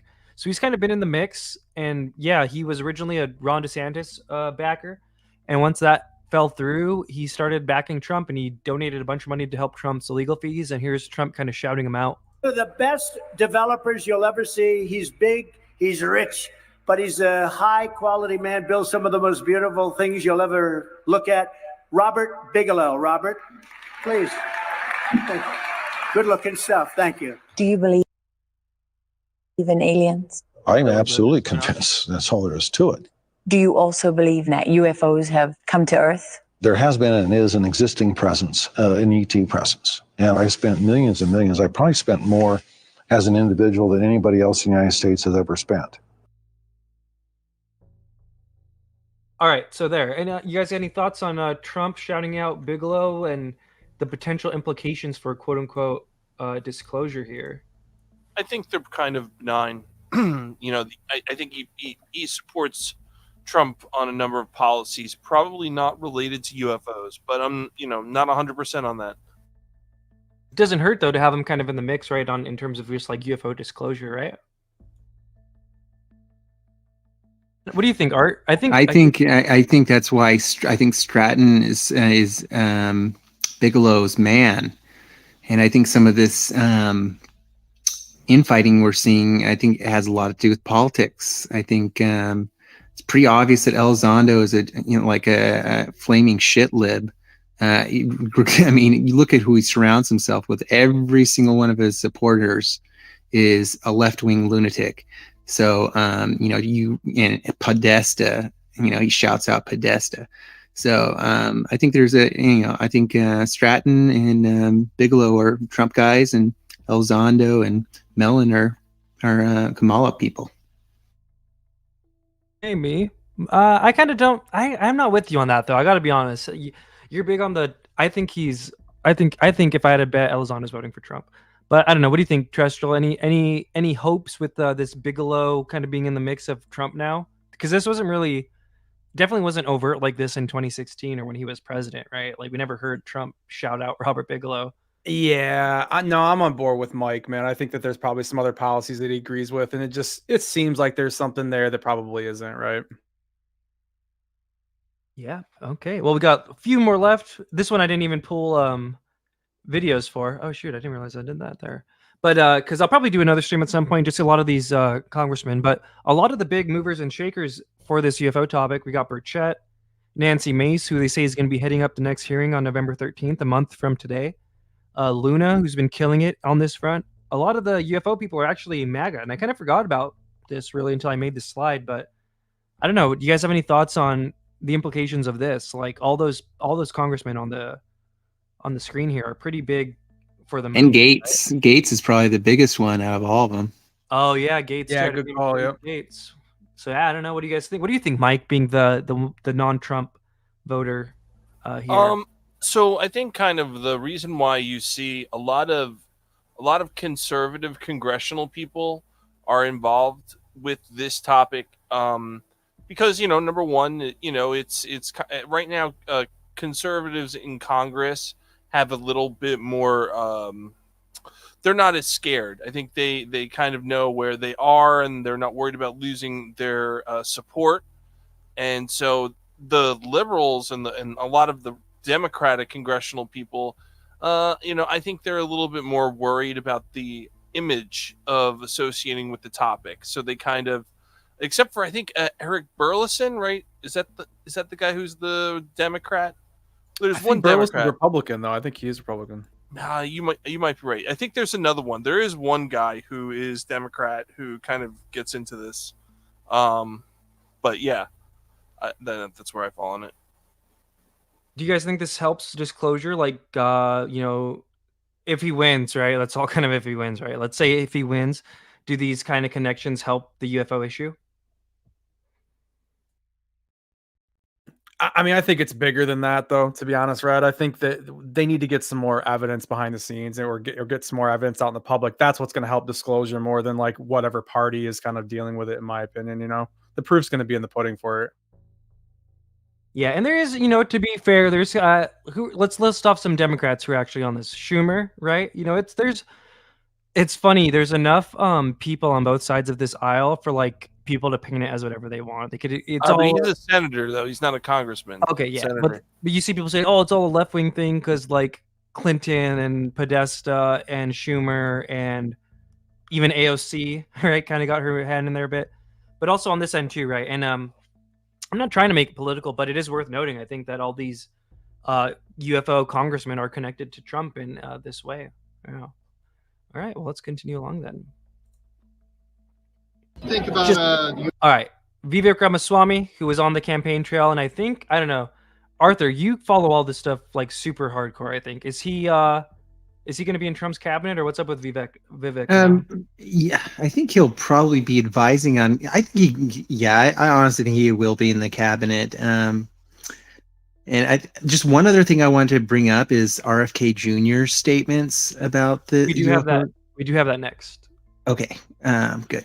So let's just play this real quick then. This is Vivek when he was on the campaign before he had dropped out. Just open book. And I think it's going to require almost a president. I've thought a lot about this, Kendall, which is, I think part of what happens is a guy like me would get into that White House. And then once you see it, you sort of hedge and think maybe there's reasons why the public shouldn't know this.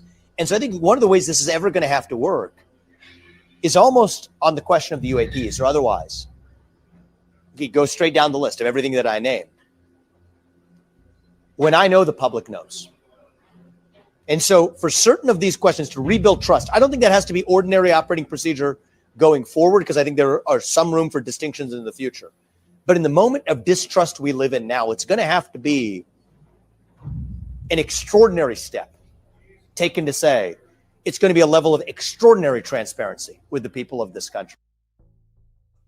I think that line, when I know the public knows, that's a fire disclosure bar. If any other politicians want to pick that up, that was fire.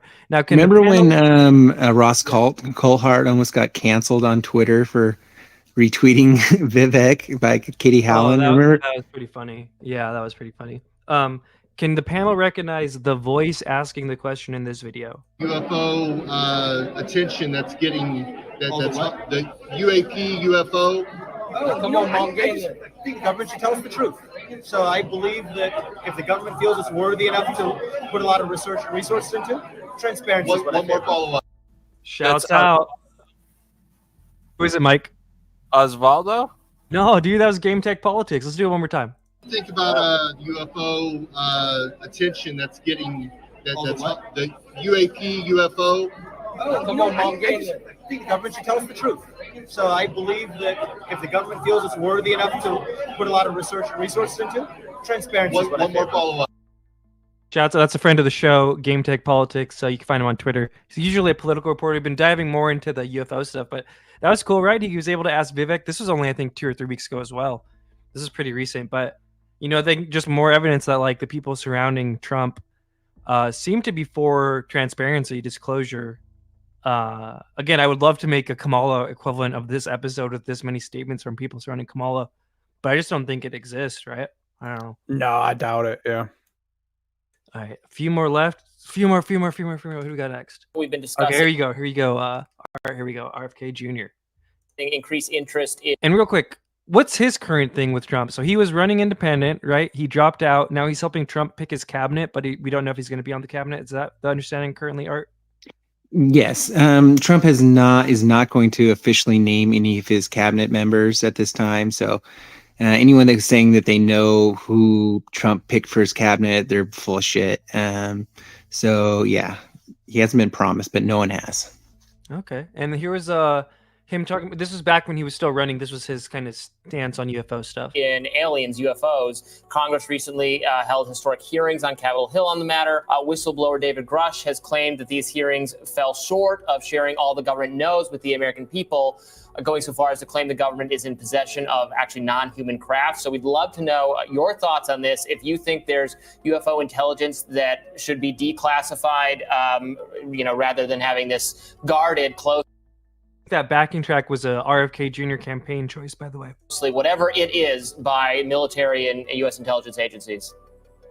All I can say is if they got it, it's one of the first questions I'm going to ask, and I'm going to want to see the little fellas and their spacecraft and then disclose everything that I can. I'll disclose everything to the American public unless there's some really compelling reason not to, which I don't anticipate. But I read the article about that whistleblower who's still in the military, and it just seemed very credible to me, but I don't know. I don't have any way of assessing it, and I guess they're taking it seriously on Capitol Hill, which I'm very happy about. I think everybody's curious about this. Everybody would love to know whether we have company neighbors in the universe. It's really exciting. That's the kind of thing I think we should share with the American people. All right, and for the last minute entry to the panel, Tupacabra, welcome, sir. You know what it is, dude. I'm so sorry for missing it. All right, cool. I'll tell you. I'm more sad for you. I feel like this is your element, bro. It is. I'm sad I missed it, man. I got caught up in a whole bunch of stuff, but I'll on a phone home here. I just walked in the door. I'm like, I better check, and I'm glad you guys are still going. Wild, dude. Yeah. This is a really good topic. I'm glad someone covered it. What do you think? Art, what is your takeaway from this RFK stuff? I would also say that RFK trashed Grush. Remember when he said he thought he might be a disinformation agent, and everyone attacked him like, "What the hell are you talking? Why are you attacking Grush?" That's just another little factoid that people forget about. To the people saying Scroot 8 there, y'all are an echo chamber of confirmation stuff and actively going out to push yourselves further down your own self-created rabbit hole. Like your docs RPK, but this is just weird politicizing. How is this weird politicizing? I feel like this is pretty neutral. The panel, we got one person who's voting MAGA, one person who's voting not MAGA, one person who's never voted. We're talking about an active political candidate. If it makes you uncomfortable that we're talking about a political candidate, like, that's on you. I don't know what the hell you're talking about. Sorry. No, it's a diverse dais up here. Good panel. Yeah, we had all things here earlier too. Yeah. So sorry, Hart. Back to RFK Jr. and UFOs. You think he's about it? Oh yeah, he's way into it. I mean, like I said, JFK disclosure, then UFO disclosure right after that. And I think if he would be president, he would be. I would be even more comfortable with him than Trump, because I think he would definitely disclose it all. But just having him close to Trump is definitely going to be supportive of disclosure. Yeah, I think so. Anyone else want to hop in on this? Mike? No, I think the RFK move is RFK probably knows to some extent that his father's assassination may have something to do with the topic, and yeah, I don't see why Trump wouldn't use RFK in a position to in the cabinet position and all this other stuff. I don't know that he'd put him into the CIA. I think that would be dangerous for RFK, but I still don't know that Trump's going to even get into office. Yeah, what do you let's go a few with the last ones, and then we'll kind of do that if we even think he's going to get in. There's been a lot of roadblocks, but so there we go. We got Elon, right? Elon backing Trump. Elon's a controversial person. This just happened too, I think, like a week or two ago. I think he's kind of been coy about it. Let's just play this. He's kind of downplayed it a lot. I've not seen any evidence of aliens, and SpaceX with the Starlink constellation has roughly 6,000 satellites. And not once have we had to maneuver around a UFO. Okay. So we were like, hey, what's that? Is that an alien? Has occurred never. So I'm like, okay, I don't see any evidence of aliens. And I look at it. If somebody has evidence of aliens in a that's not just a fuzzy blob, then I'd love to see it, love to hear about it, but I don't think there is. So, which is actually reason for concern, because. So for the panel, and there we got a deleted tweet. Diana Pasolka, God bless her Twitter finger. Sometimes there's some good disclosure that she deletes. Our sister in Christ, Diana Pasolka. Yeah. She says Tyler was and still may be Elon's U.S. Space Force handler, and this is again Tyler. The guy Tim Taylor down there on the bottom right here, right next to Chris Bledsoe. So she's saying that Elon's Space Force handler is a super big UFO guy. What does the panel think of this in general, and then just like Elon's knowledge of UFOs in general? Tyler, yes, his knowledge. Do you think Diana Pasolka is telling the truth in this deleted tweet? I don't think so. I think he honestly is just so oblivious. Like he said, there's no evidence because my satellites haven't seen them. That means he hasn't even tried to look at the open source research. I think he's just full of himself and doesn't know it. And he's spending all this money on rockets, which are like super outdated technology. So if he does know, he probably wants to suppress it. Who knows? I think it's interesting that he also does what Trump did, and they keep stressing the word alien, alien, alien. They don't talk about anything else. They're very specific about that term. So if he is clued in on it and it's not aliens, that's probably why he's sticking with it, right? I think that's so. I'm so against this Jacques Vallée. They might be something other than extraterrestrials. Oh, you're super hardcore. I fully oppose this idea. I wonder, Ross, Elon Musk. I want you to react to him real quick. He was speaking earlier this week, the Milken Institute, big event, and I want to get your thoughts on the other side. I've not seen any evidence of aliens, and SpaceX with the Starlink constellation has roughly 6,000 satellites, and not once have we had to maneuver around a UFO. What would you say?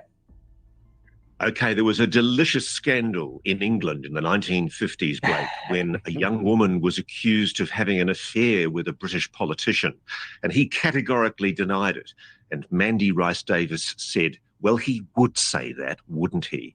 And let's be honest about it, if Elon Musk had been briefed into a UFO crash retrieval program, and if he had been told by the Defense Department that his SpaceX contract was dependent on keeping it secret, I'm sure he would keep it secret. I am told, in fact, I've been told, not necessarily officially, but I've been told by people who are aware of what Elon Musk and SpaceX are up to, that he has been read into parts of the program. But at the moment, he's taking the position he's taking. Let's see how long that lasts for.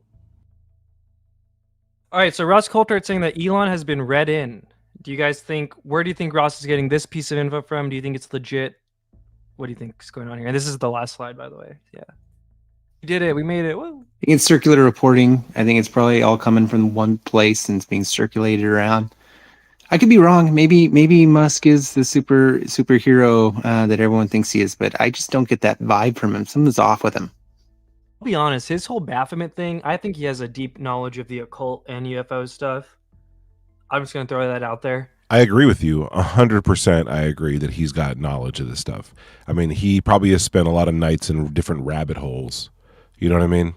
Like, he loves playing Diablo and all this other weird shit. He's looked into some stuff, and he's privy to things that he knows a lot of other people aren't.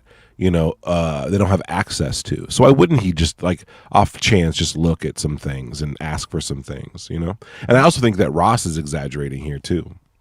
You know, it's crazy. We're already almost at 10 years since Tom DeLonge started doing his like pre-2017 thing. And one of the talking points he was talking about when talking about this upcoming UFO disclosure was SpaceX, and that SpaceX is seeing UFOs. And that was already almost a decade ago that Tom DeLonge, who's part of the whole disclosure rollout thing, kind of was saying that. That's kind of an interesting forgotten thing. But yeah, I don't know. What do you think, UAP Mike? What's Ross getting at here? I think he's probably right. I think Elon did get briefed. I find it very hard to believe that, these things are in our atmosphere and his satellites are up there. And you know what I mean? There hasn't been any sort of question that he's had. It's his total. He acts like he's oblivious to this, and I just don't buy it. Yeah, I mean, I think that if you ask him if he knew who Bob Lazar was, he'd probably say yes, right? That's probably a big difference there. Yeah, I think he does. I mean, anybody that's spending that much time in space and around those areas, dude, I mean, he probably has some kind of knowledge. I mean, did they bring him in and tell him the whole thing? Probably not, right? But he's got to have some kind of knowledge when he's working around those areas. So he knows more, for sure. Yeah. All right, well, last thing here, just the kind of closing thoughts. What's everyone's closing thoughts? Does Donald Trump know about UFOs? Is he going to get elected? If he gets elected, are we getting disclosure? Yes, on all three questions. The last question, I think, is more of a half yes and a hard yes. Disclosure, as far as we can, it could be dished out by what would be called a transient. That's what the CIA calls, or the deep state calls the presidents, right?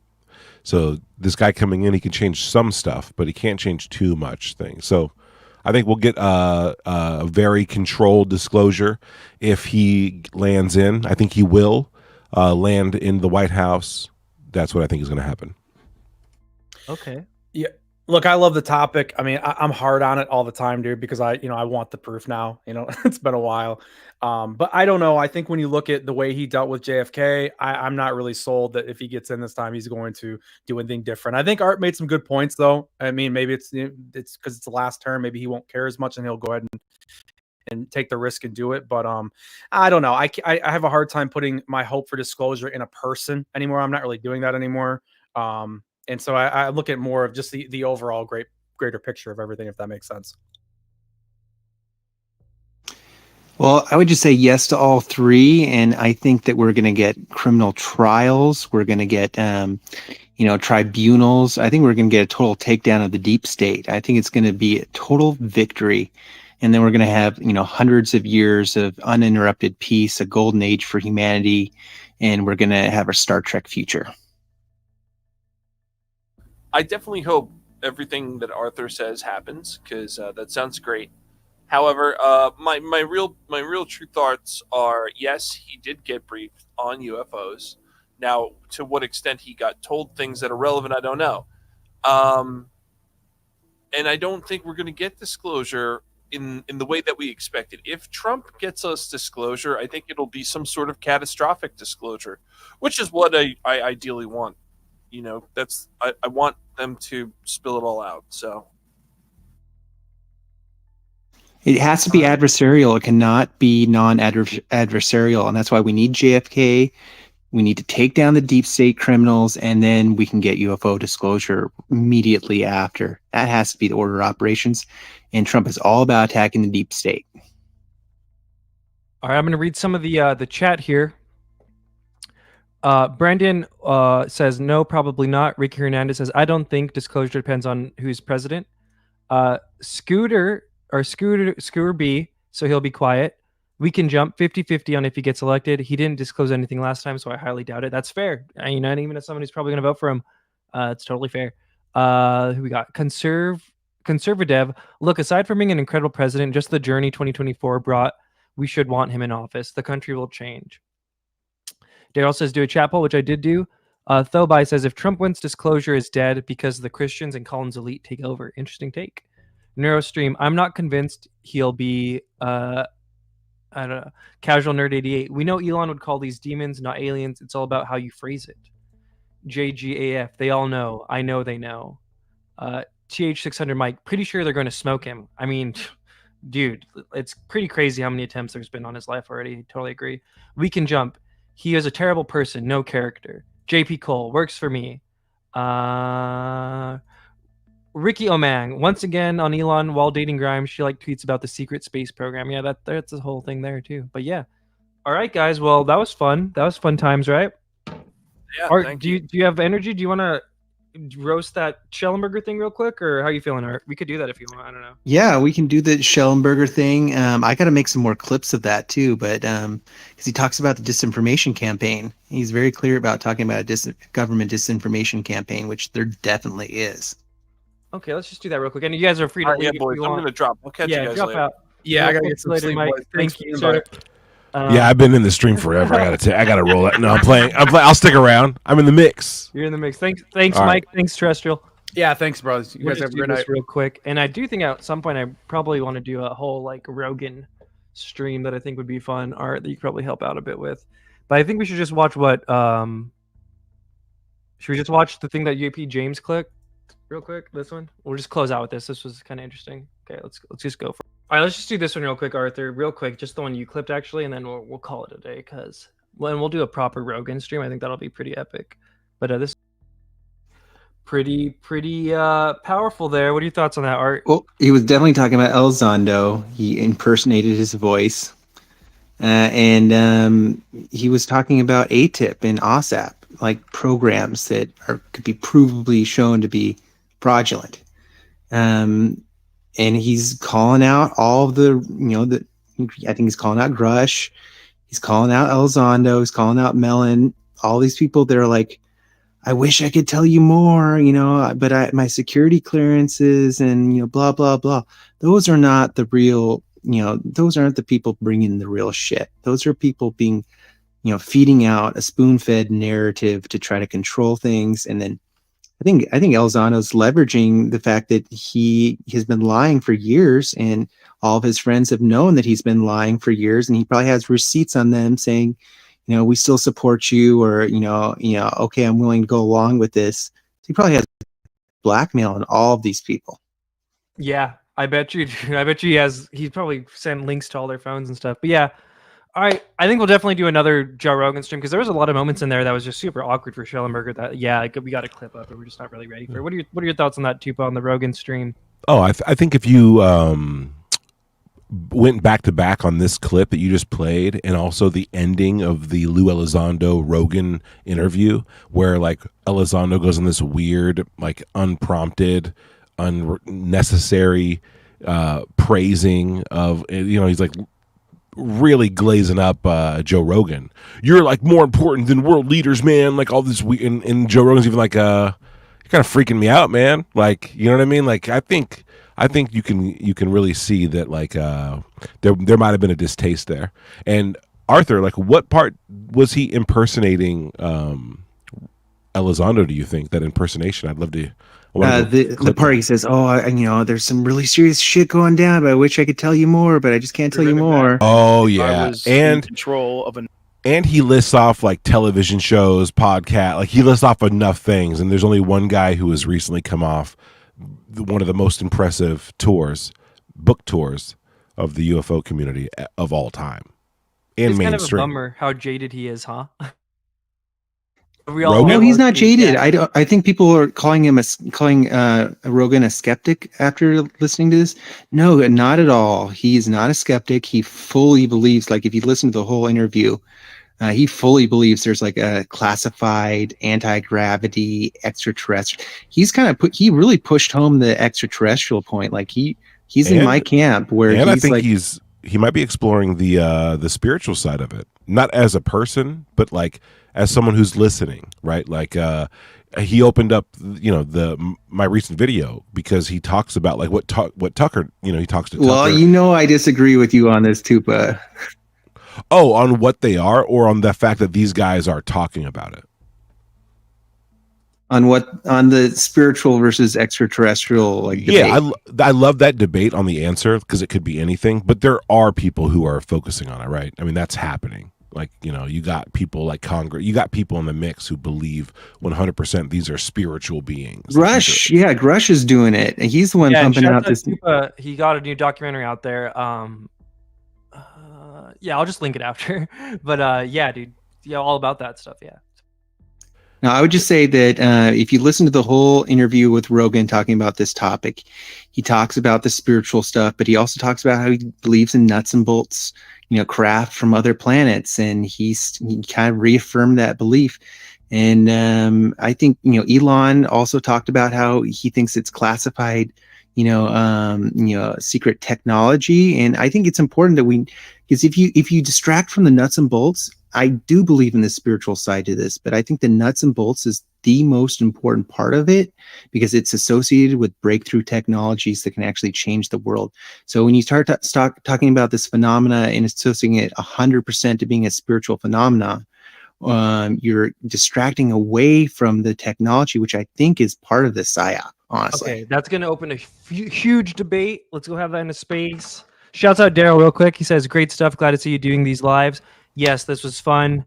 Arthur, too, I definitely want to get you guys back. I think a Rogan stream would be sick, right? Like the way he treated different guests and over time his UFO stuff. I think that would be cool. But yeah, if any of you guys want to get any closing words on here before we close out, I do got to get cooking some food here real quick. Yeah. Good shit. Thank you for the invite. Glad I can pop in towards the end. I'm going to go back and watch this. I'm going to retweet this shit out. Good stuff, man. These live streams are cooking, and you get a great audience, dude. So shout out to the people in the chat. Shout out to the watchers here. Good shit. Hell yeah. It's been fun, man. Yeah. What about you, Art? I'm excited about Trump. I think if we can get him through the finish line and get him these JFK files, which he's already saying that he's going to do. This is the closest we've been to disclosure, and I really think it needs to become political. I think the Republicans need to just own it. They need to take this issue and run with it, and watch the Democrats in their dust. I'm for it being bipartisan. Still, I still advocate for that, but I feel where you're coming from. And with that, we will end this stream. Thank you guys. Thank you for everyone for being here. I'm going to close it out. Boom. I'll see you guys in Twitter space probably or something.